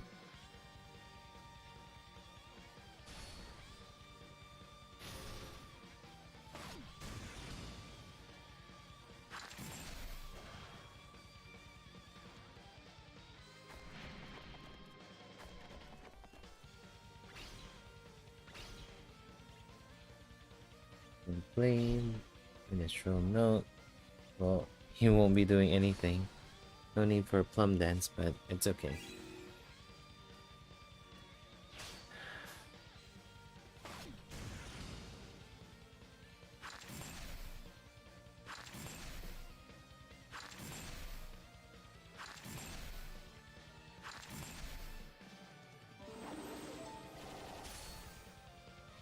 Maybe I'll just do a no Matriarch and Itoken. I don't think it's gonna be possible, or at least it's gonna be a really long battle without Liam, in my opinion. Now we'll see.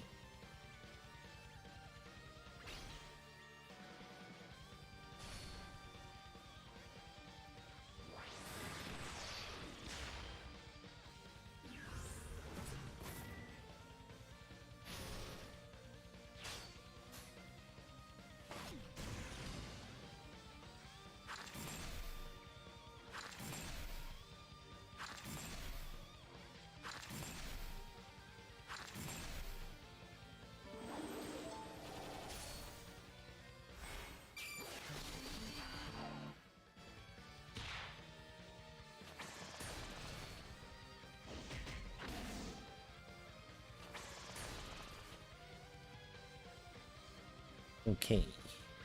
Anti-material. You gotta do one more spread shot. Instant blade. Defensive. Plum Dance.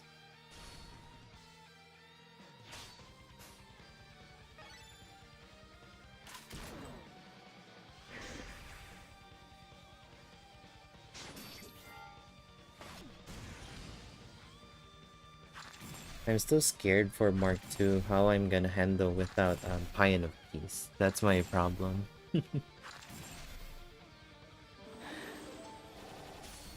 Now we'll figure it out.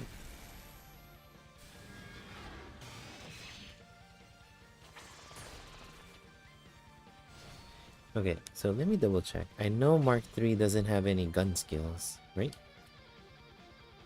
Yeah, no gun skills, so that's why I wasn't scared of the dex buffing.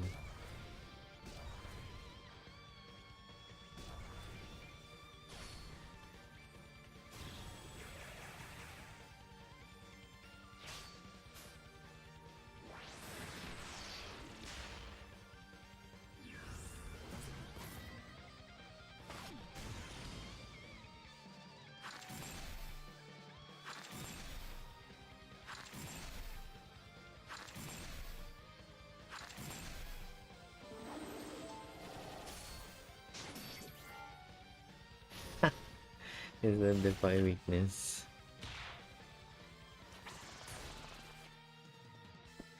Okay.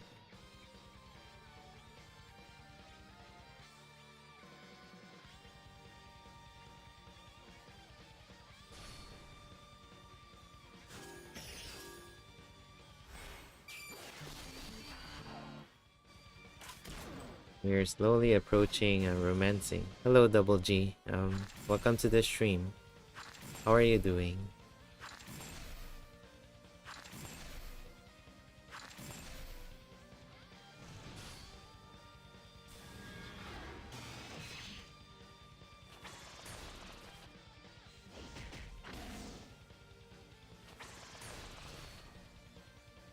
Okay. Full power, and then we should be done.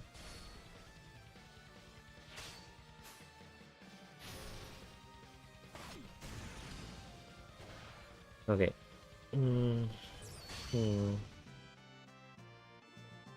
I'll do Rising Nova and Acellus, and then we'll keep this party.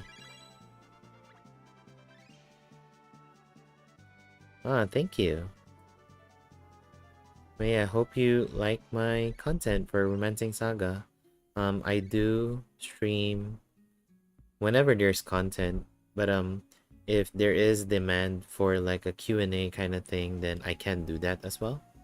Right now my contents are more into banner review, farming setups, and hard content clear. And then I do content both for JP and global. Okay, I'm gonna try no matriarch and no Itoken. We'll see. Silsey, how are you? Happy New Year! Let's see if we survive with this. Wait, hold on. So yeah, I'm gonna do the gold feather plus gold feather. Yeah, gold feather, it's fine. You're good. Gold feather. I guess gold feather. How do we handle this for Acellus? Acellus gonna die. Let's yeah, let's do it. Thank you, Double G. I hope to keep up with the quality of the content, you know. It's more for the community, and I am happy to be able to do those kind of content. How have you been, Silsey? Oh no. I hope you're feeling better. Is it very chilly right now? Oh, I forgot. Hold on. Yay.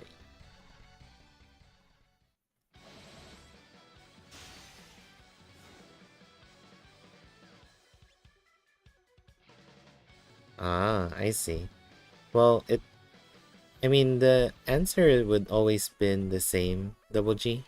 If, depending on your account, on whether you have that certain aspect that new character can do, then it's pretty much safe to skip that banner.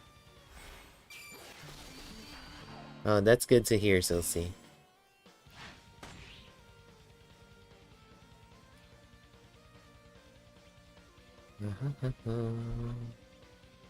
Step blade, defensive. Rising Nova, I guess.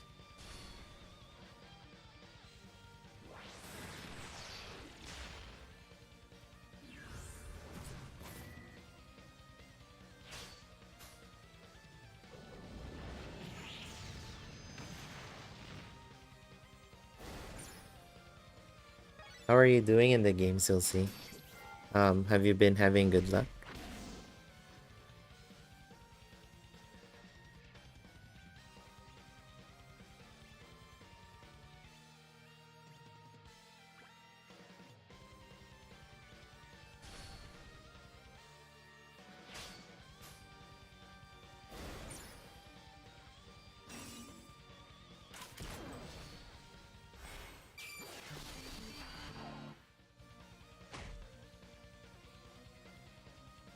Ooh, good thing there wasn't any follow-up for Rag Robin. If not, that would have been deadly. Attack, Instant Blade, Initial Note, Rising Nova.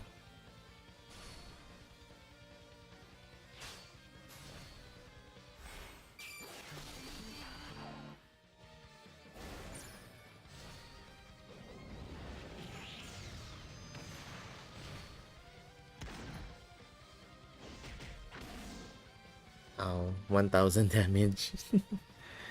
Okay, Liam is ready. We're gonna attack. It's fine. Healing slash.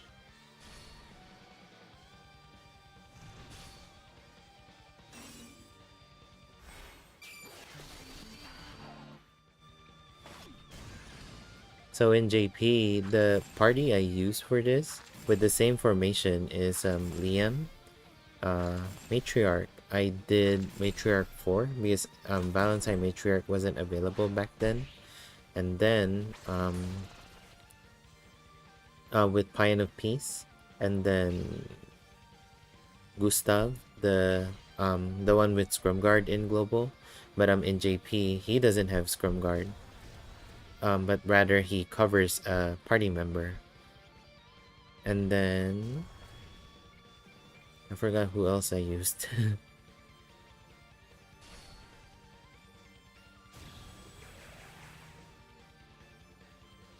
Matriarch, Liam, Gustav.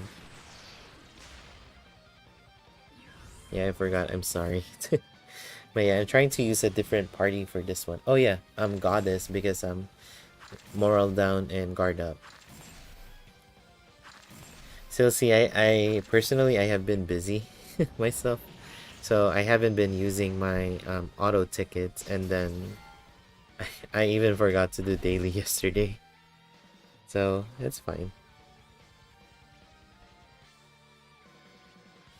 Attack, prominence, defensive sword. We should be good with this. Gleaming slash. Okay. Okay, I'm scared of Mark II because Mark II I need to intelligence debuff, and at the same time, hopefully, I'm needing to cleanse debuff as well. Cleanse buff rather. So we'll see. I'm scared. Because there is no matriarch with Pion of Peace to protect us from the ailment, that's why.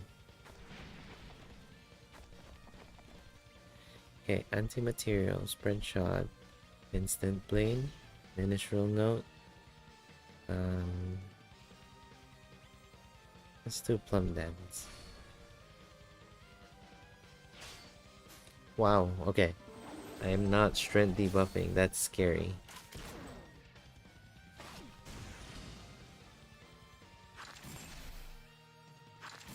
And then I think Doll missed too, so I gotta recast the spread shot.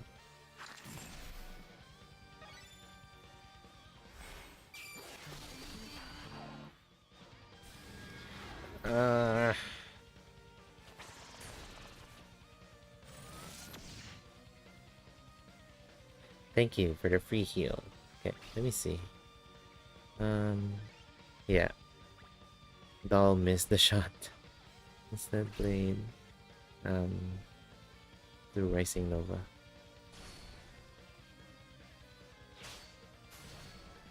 Did you pull for any recent banners, Silsey?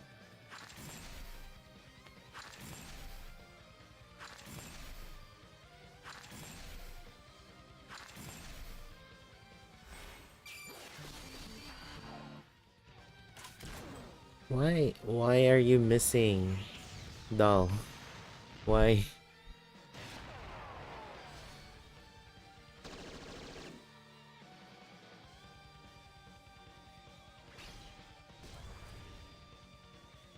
Should I use Dust Requiem then?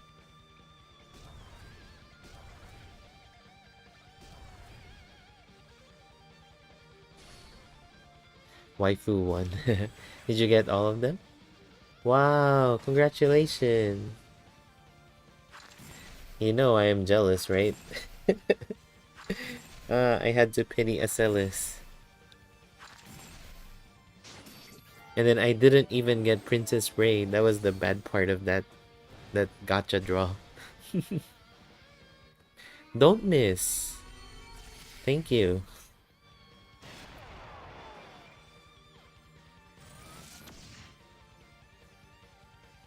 Thank you for the free heal.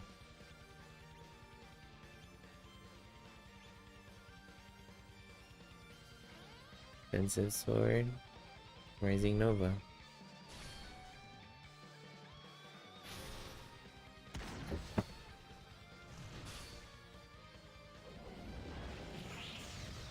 Thank you, Jer. And again, Happy New Year, and always appreciate you stopping by. See you next time.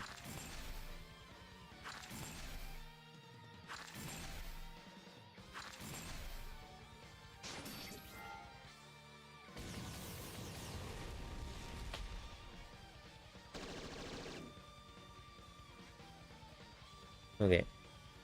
We gotta change strategy a little. Ay, this is scary.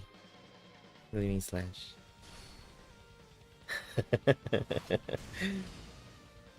It's okay, Silsey. I mean, it's also, well, let me put it this way. It's not healthy to be jealous, but, you know. Why are you missing, doll? Why?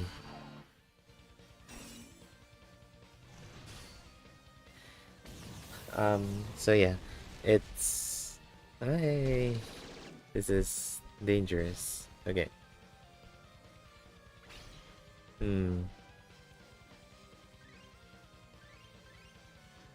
don't know why doll keeps on missing.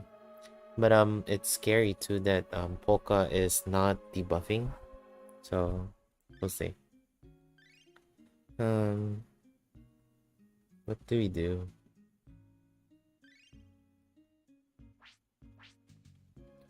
That's weird because Acelis can debuff intelligence no problem. Debuff no problem.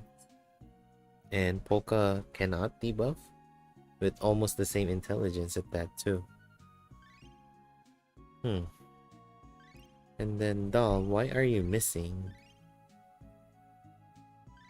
You have like almost 400 decks.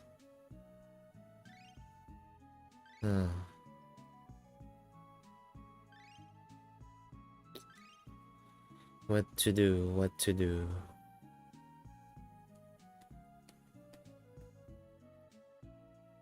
I mean, if Polka can, well, I'm trying to think. Let's see. Do we have any other dex debuffer?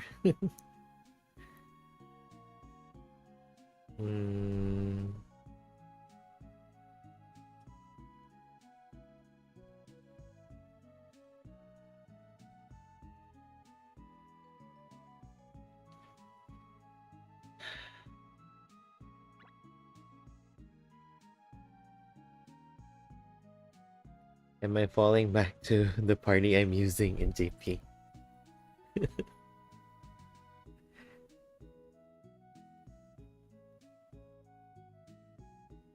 I'm trying to think. Is Acellus really the best option? Because Acellus can just intelligence debuff. Hmm.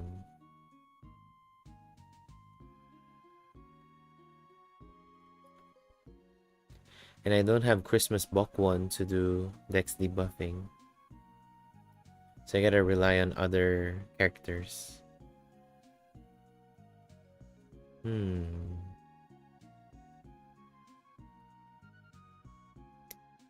Let me try to think about it. Let's move um to JP, and then I'll do the banner rundown, and I'll stop recording too. One moment.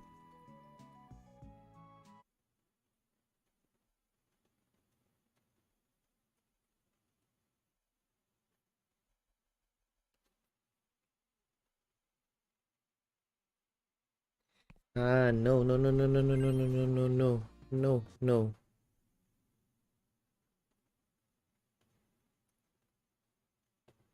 I had to mute the music from the login page on JP because it gets copyrighted. So sorry about that. I'm gonna unmute it once we're done with the loading screen.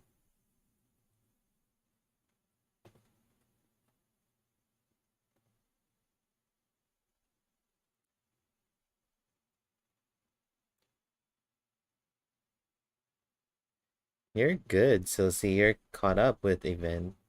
I need to do some catching up as well.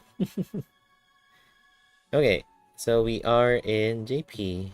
Let me start with the banner rundown first, so that it's out of the way, because that's the one thing I wanted to publish in a while. Alright, I'm gonna start as if I'm gonna do the video, because I'm just recording it from here. Aloha everyone, this is Arado, and we're gonna do the banner rundown in the JP side. So in the Lunar New Year calendar, we are in the year of the rabbit, so we have a lot of rabbit themed characters. It's a double banner. We have Emilia, Cordelia, and Rock Bouquet, and then on the other banner we have Professor, Mukucha, and Bunnie. So later on, I'll point out why Mukucha is here. it's the subtle detail. So let's start off with the Emilia banner, because you know Emilia is the best character in that banner. Because I love Emilia, by the way. So disclaimer on that one. Okay, so Emilia, the first skill is magical card. So magical card is a single target sun spell that does sun element random to hit. It's a range attack as well. The second one is Wild Shuffle.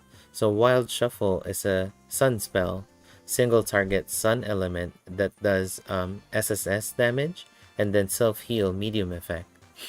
The last one is actually Emilia's bread and butter, Brilliant Banish, I think. Yeah, Brilliant Banish. So Brilliant Banish is it's a fast support skill. It can only be used once per battle. So she puts herself in a counter stance. Dodge stance, not counter stance, for one turn. And then puts everyone with this buff right here. I can't read because it's in kanji. Basically what this does is it gives all other party members except Emilia the 25% chance to heal everybody in the party. So if you saw my video, oh wait, yes, you're correct, will not. I'm sorry, yes, you're correct. Brilliant Bunnie show. Yes, that's correct. Yeah, I didn't see that dash at the end. Thank you for that correction. So yeah, the buff, this one, it gives all other party member except Emilia, the 25% chance to heal the party every end of turn. So regardless of whether you have any character in your party that does any passive healing as part of the ability or skill, that every end of turn you have 4 chances to roll a 25% chance each to heal the party with extra small heal. just like Itoken-san and those kind of characters. But this time as a buff from Emilia herself. For the first ability, Magical Dealer, so it increases damage, large effect. A turn starts, so there's gonna be 3 buffs, and all of those are large chance, so 37%. So the first buff is Attack Boost, 37% chance, with extra large effect for 1 turn. The second one is Defense Boost, large large effect for 1 turn, 37% chance as well for that to trigger. And then lastly, all status buff, large chance as well, so 37%, and small effect. So all of those are a party buff. Every start of turn, you would see 3 different cards that would go in your party. So depending on that, that card would tell you whether it's an attack boost, defense boost, or an all attribute buff. The second ability is Tension Force 2. So Tension Force 2 increases damage with large effect, and then turn ends gain BP plus 2. And then ability number 3, if equipped with gun, increase damage with extra large effect. So total, she has 50% damage up. 15 from large, 15 from large, and then 20 from extra large effect. And then when taking a damage that's considered a resist, mitigate that damage with extreme effect. Yeah, that's extreme. Yeah, with extreme effect. So that would be extra large is 30. That would be 40%, if I'm not mistaken. 20, 30, 40. Yeah, 40%. And then the resist, when taking a damage that's considered a resist, you can also have a chance to dodge that attack with a large chance. So I think 37%. So yeah, for Emilia, you basically do Brilliant Bunnie Show at the start of the battle. And then after that, either you do Magical Card, or if you have the SaGa Prefecture style, that you can do the Mochi Gun, or like what I did in the Noct Draker battle, that I used Submission Plus to do debuff, because this Emilia has really high intelligence. Where is that? I don't know. Oh, right here. So the intelligence is 110%, and then there's 100% dex as well. And then because Emilia with Pink Tiger style is martial arts, so she has a very decent strength as well. Agility, strength, and then dex for the other style, and then intelligence for to do good damage with the sun spells. So all in all, pretty good damage. Just missing some endurance right there, because it's just mediocre 60%. But you just latch on that 37% chance to dodge the attack, given you have geared Emilia properly. And again, thank you for the correction for the skill number 3, Brilliant Bunnie Show. Alright, so the second character would be Roppuke. So Roppuke, first skill, this is kanji, so I'm not gonna read that. Single target, dark and thunder element for 0 BP. The second skill is Lightning Barrage. So Lightning Barrage is single target, thunder and dark. It can only be used 3 times per battle, and then after the attack, puts herself on a heat up buff for large effect. So with this, she can gain 45% attack. And then lastly, I don't know what this is, so I'm not gonna read it, even though it's in katakana. Basically, it's single target, thunder, and dark element, and then put self with an attack boost buff, large effect for 2 turn. So it's a 10 BP SSS damage. For the ability, the first ability, again, I don't know what this word is, so I'm not gonna pronounce it. I might say the wrong thing or say something bad. When the attack hits, heals self with extra small effect, and then when doing a single target attack and it hits, you would trigger skill number 3 with an extra large chance. So extra large would be 45%, I think. Extra large chance at rank 1. So when you're doing a single target attack, it doesn't say whether you're getting hit by a single target attack. Yeah. The second one, on battle start, you gain BP plus 2. When doing a weak attack and it hits, you gain BP plus 2 as well. The third ability, when taking damage, mitigate that damage with large effect. And then on turn starts, buff self with heat up medium effect. So that would be 10%. Yeah. So in total, she would get 50% from here. And then she would get 45% from here. So that would be a total of 95% attack by turn 5. The good thing with this rock bouquet, I think, would be either the SaGa. Wait, let me see. So if you use this style, you can use the skill number 3 from the previous SaGa Prefecture style, not the first one with the squid, but rather the second one with the sashimi. I think she has that sashimi knife with her, and then does the all attribute debuff, guaranteed as long as the attack hits. That you can use that and then inherit it from this style to do really good damage, and then be able to debuff better because of the BP plus 2. The downside of using this style is the sashimi style doesn't have has the chance to dodge an attack that's considered a resist.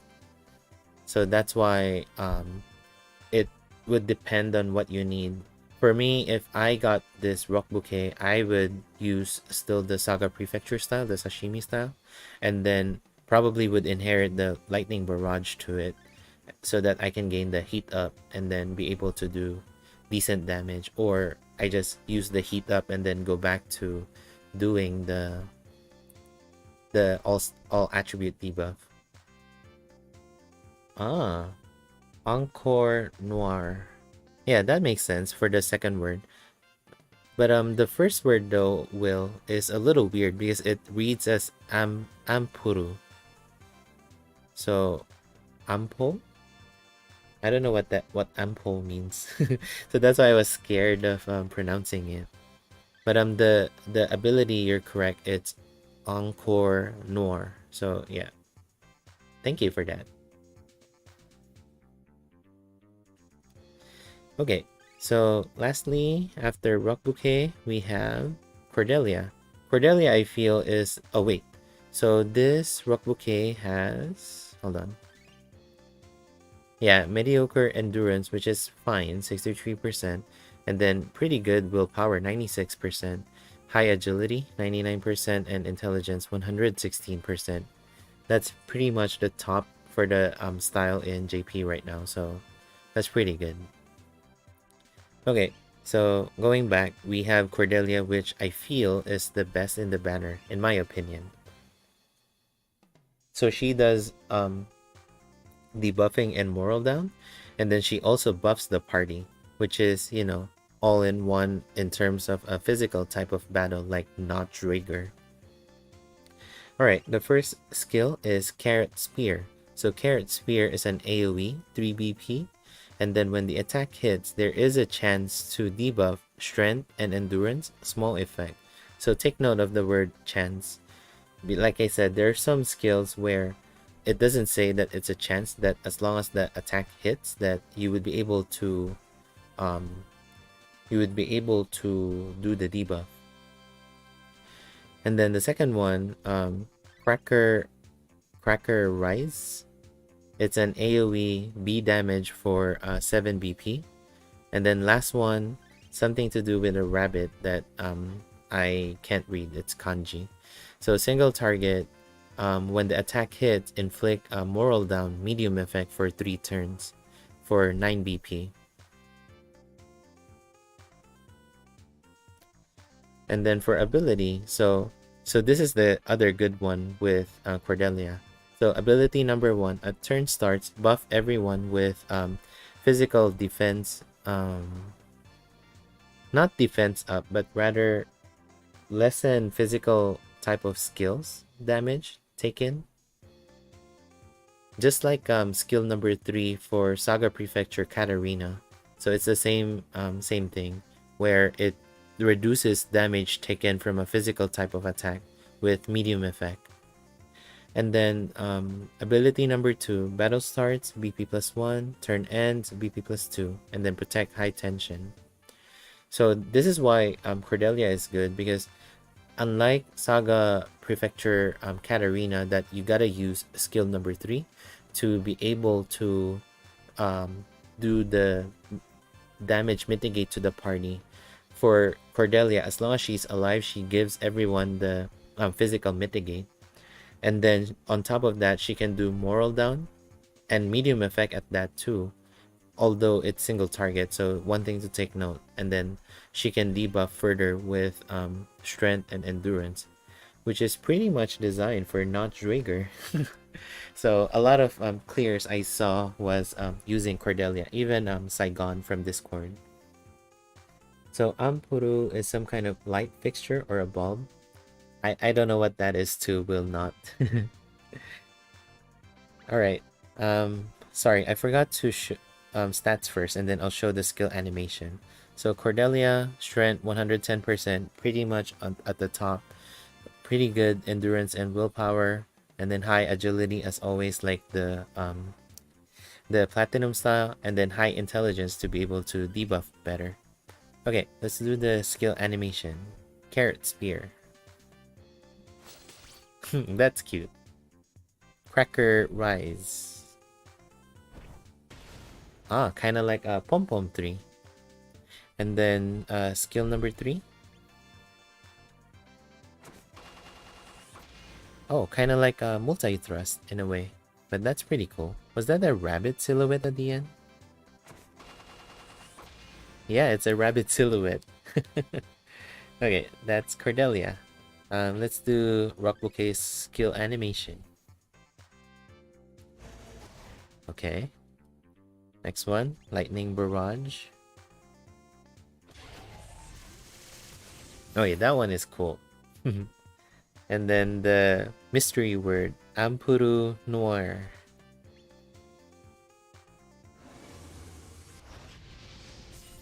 Ah, okay. I still love Cordelia's animation. Okay, Emilia, magical card. Wild Shuffle.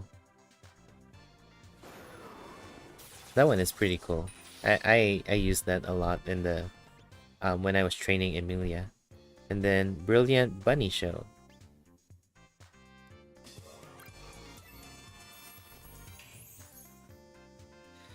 Okay, so those are the skill animation for the first banner.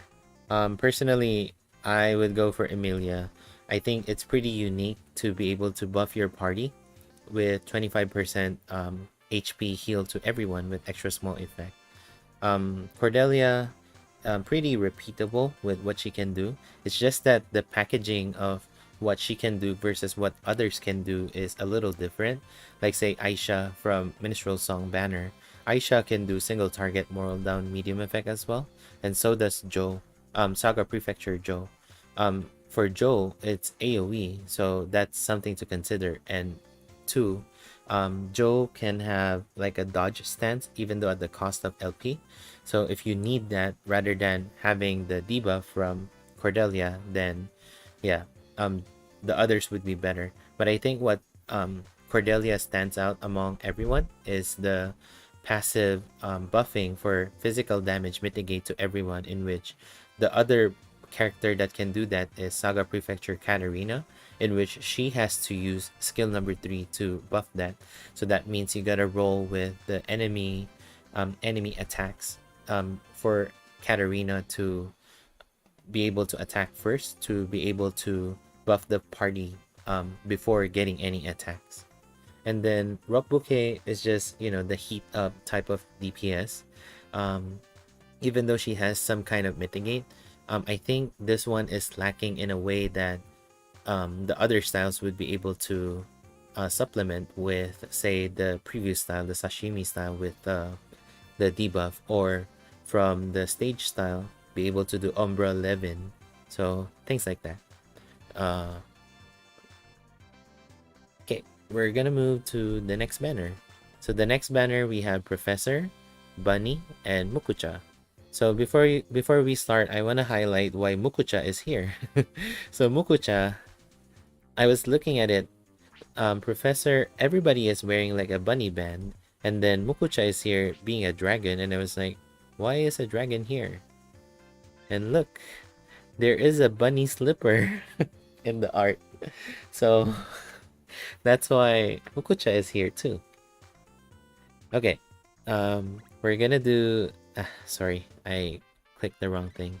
Let's do Professor first. So for Professor, it's ability number 1, AoE, skill number 1 rather, AoE, 0 BP.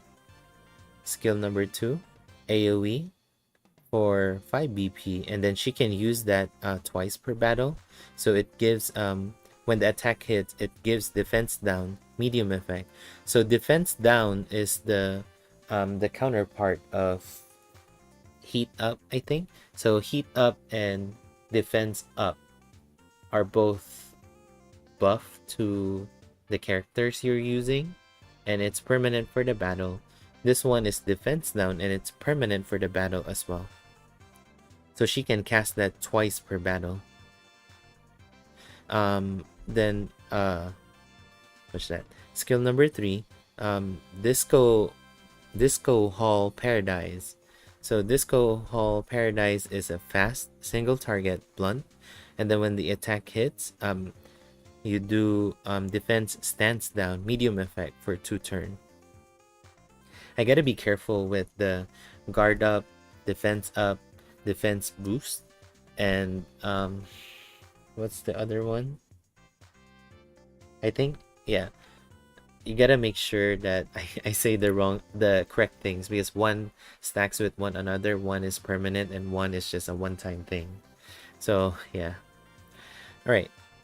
Ability number 1, increase damage with large effect, and then on turn starts, at a large chance, debuff all enemy with moral down medium effect for 2 turn. And then the other one is again another 37% chance to debuff all enemies with guard down medium effect for 2 turn. And then lastly, debuff all status attribute with large chance 37% again with large effect to all enemies, which is pretty good in my opinion. I didn't read through this. I know one professor. So she's kind of like Emilia. So Emilia buffs the party, but Professor debuffs the enemies. And then the second ability is Genius Bunnie. So on turn ends, self heal HP with extra small effect and self BP plus 2. And then if Disco Hall Paradise, which is skill number 3, hits, there is a extra large chance, which is 45%. Disco Hall for BP plus 5 to trigger for herself. So basically she can use Disco Hall Paradise more. And then lastly, it's the one with the lots of stuff to do with when equipped with the weapon. So when equipped with a gun, increased damage, extra large effect, 20%. When taking a damage considered a resist, mitigate that damage with extreme effect, so that's 40%. And then resist, when taking a resist damage, chance to dodge that attack with 37% chance. So yeah, Professor is pretty good in my opinion. She just kind of a little lackluster with the summer style, so I'm hoping the summer style gets buffed, so it kind of hypes us in getting the bunny style for Professor. But all in all, I think she's pretty good. She has this defense down, and then she can do the RNG, moral down, guard down, and the all status debuff. All right, the one I chase for, Bunnie. So Bunnie, oh wait, stat style for Professor. So it's high dex and mediocre intelligence this time, and then high agility. Pretty good endurance and willpower. So that's good for hard content. Alright, the style I chase for, Bunnie.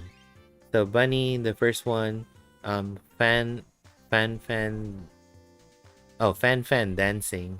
So because she's, waving those fan. So it's an AoE HP heal. So it's considered as a heal skill. And then it buffs everyone with heat up large effect. This is what got me into pulling Bunnie. And then blow shot. So blow shot is single target blunt. Can only be used 3 times per battle. It gives Bunnie on turn ends BP +1. So after using this 3 times, Bunnie gains BP +3. And I hope you guys don't mind I use Bunnie as a she, even though in the game Bunnie is referred to as a unknown gender, but because of the the dress and all, I'm gonna refer to Bunnie as a she. My apologies if that's not the case. Lastly, Rabbit Dance Fever. So that's a single target blunt, and then gives everyone attack boost and defense boost, small effect for 2 turns. So for Bunnie, what you're gonna do is you're gonna stack the blow shot 3 times, and then you can use Rabbit Dance Fever every other turn because of her ability too. So for her ability, at battle starts, BP +2. At battle, the second statement, even though it says battle start, if you're in a battle and it is on an odd or even turn, you get different effects. So I don't think this is battle start, the second statement. Anyway, so the first statement, if you're in an odd turn, you would get an attack boost medium effect for 1 turn. If you're on an even turn, you get a defense boost medium effect for 1 turn for everyone. The ability number 2, on turn ends, there is a large chance, so 37%, to heal everyone with extra small effect and then clear all ailments. So all of that with just 1 roll of 37% chance. Lastly, ability number 3, increased damage with extra large effect, so 20%. Turn starts, put self with defense up medium effect, and then only triggers 5 times per battle. So that's why I love Bunnie, because there's so much that she can do with, with attack boost and defense boost. I don't know, Will, because Discord translated it as Bernie, Bernie, I think, because of the way the katakana is written. But in global, she is Bunnie, so I refer to her as Bunnie. Okay, so for stats, Bunnie is pretty good. High dex, high agility. A little low on endurance, but it's fine, mediocre. And then above average for willpower. Alright, lastly, we have Mukucha. So Mukucha is the weird one in this banner. To be honest, I still don't know the reason why this style exists. Okay, so first one, Stump Plus. So we all know what Stump Plus is. I am not gonna run through it. Second one is Teal Attack Teal Attack Breath. Sorry. So it's I always get confused with this is column. So it's a column, blunt, and heat for 13 BP SSS damage. And then lastly, I don't know what this is. Dota Bata Animal Match. I don't know what the Dota Bata is, but it's an animal match. It's a single target that does SS damage for 16 BP, and it does random 2 hits. So that's pretty strong. But martial arts, so kind of capped in a way, because martial arts unfortunately is unable to deal the top damage like gun. But the ability is where it's at with Mukucha. Okay, so turn ends, BP +4. It only triggers 3 times per battle. And then when taking down an enemy, Mukucha gains an extra BP plus 4. However, this is the funny part here. So the third statement, it says, however, at battle start, he starts the battle in sleep status for 4 turns. Okay. And then ability number 2 is engage 4. Round starts, gain an attack boost with extreme effect for 1 turn, and then tension 7, maximum effect. So that's 40% attack. So Mukucha, I honestly don't know how to use him, especially with the event right now being just a 1 stage in the treasure room, that you can't really see Mukucha shine. But in story, I tried to use Mukucha. He's pretty strong for damage, but he can only do attacks on round 2 and round 3. So that's the weird part. And then he also has a row attack, I believe, from the free S style. As far as stat goes, yeah, pretty much the top for agility and strength because martial arts. And then pretty good, above average endurance and willpower as well. So we're good with that. Alright, so for this banner, definitely Professor and Bunnie are both good in my opinion. I personally chased for Bunnie and I got lucky with that. Now after reading carefully what Professor does, that I wanted to go for Professor as well. Mukucha, I would say, would be good for farming, especially for bossing. You know, those single target large HP kind of thing with skill number 3. The sad part is he starts the battle with sleep, so you can't really utilize that, and really expensive for skill number 3 being 16 BP. So you gotta wait for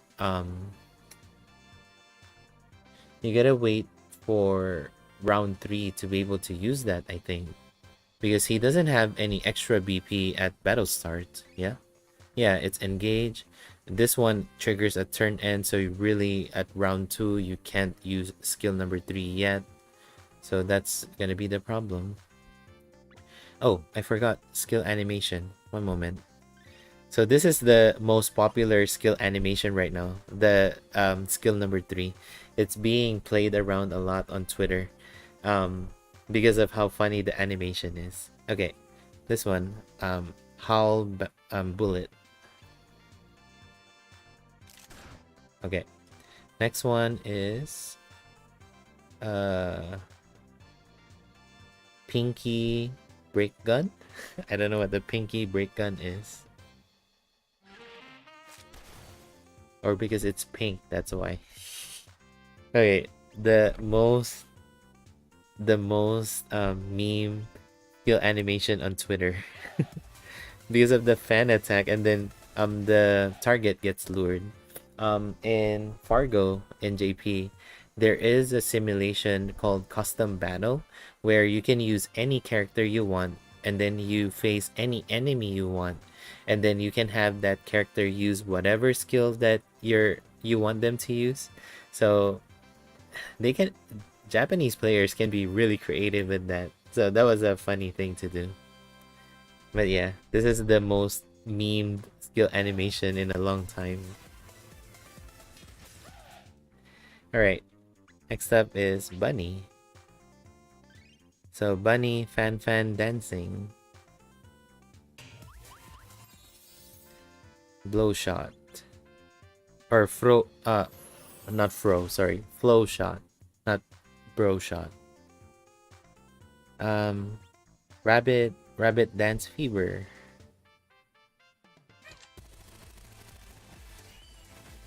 Okay. And then lastly, Mukucha. Stump plus, we already know what that is. But now with the dragon. Teal attack breath. I don't know. I thought it was the color teal, but I don't know what teal attack now means. Anyway, but this one, Dota Bata animal match. That was cute.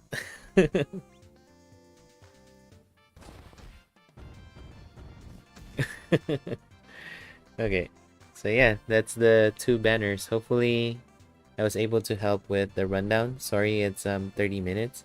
I tried to make it as fast as possible. Oh yeah, you're correct, Will.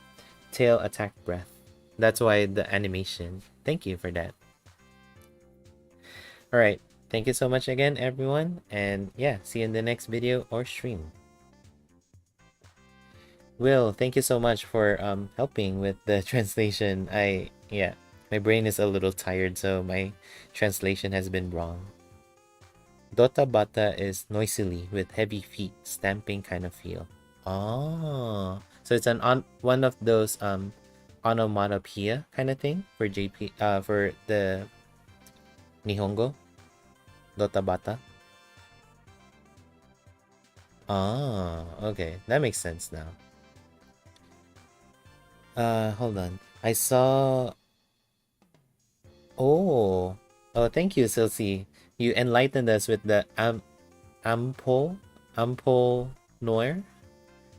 Because there's ample noir and then there's also encore noir. And Will was helping with the translation with that one.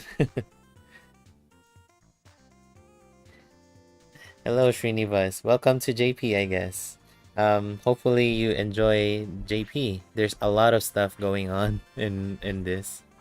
You get a free ticket for you to pull in the SaGa Soul bottomless banner, and then there's also the bottomless for the UDX banner. The one with the rate up is apparently, according to the game, UDX Silver, UDX Laura, and Darius. For SaGa Soul, there's Dad, Tsubaki, and Kumi. So Kumi is pretty good for column farming. And then you also get a lot of tickets for this. Each ticket allows you for 10 character multi. And then you get event ticket as always. Alright, Professor, are you gonna come home with me? 300 jewels, that's all I have. Let's see. Okay. What do I have? No kick. That's okay. Okay, so that's it for the JP banner rundown. It's almost 11 p.m. my times, and I still have early morning meetings tomorrow. So I'll record the Alkaiser banner offline and then upload it as a separate video. But again, I wanted to thank everyone who checked on in this video. Will, Silsi, Srinivas. I know there's Fifole earlier, Jur, and Double G. And then there's one more, Eileen. There's one more, I forgot. Who was that? Oh, Lelo. Yeah. So yeah, thank you so much, everyone. And then whoever, oh, Tepwen too, and Angelo. I know Tepwen and Angelo are always a silent follower. And then I think the banner rundown, Bam loves listening to that. So that's why I make it a habit now to do that for JP. Next stream would be tomorrow if I'm not busy. I'm probably either gonna do Mario Kart or Mega Man 5. So either of those is my options for now. And then in the remaining of the week, if I am free, I would be able to stream Star Ocean Divine Force, continuing the, I think after visiting the first town, I forgot already, and then doing Super Mario 3D World. So far, I have been doing Mario Kart and Super Mario 3D World because of the amount of audience I get. But of course, I won't forget doing Romancing Saga stuff, and hopefully be able to find the balance to incorporate Octopath as well. But yeah, that's the immediate schedule. Again, thank you everyone, and please, if you have the chance, please visit Dahlia-san's page. She does have a lot of cute artwork. The artwork we have on display is from Dahlia-san. The URL are on the video description or on the pinned chat comment. So yeah, thanks again everyone, and see you in the next video or stream. Until then, Arado signing off. Have a good rest of your day, evening, or afternoon, wherever you are. Thank you everyone.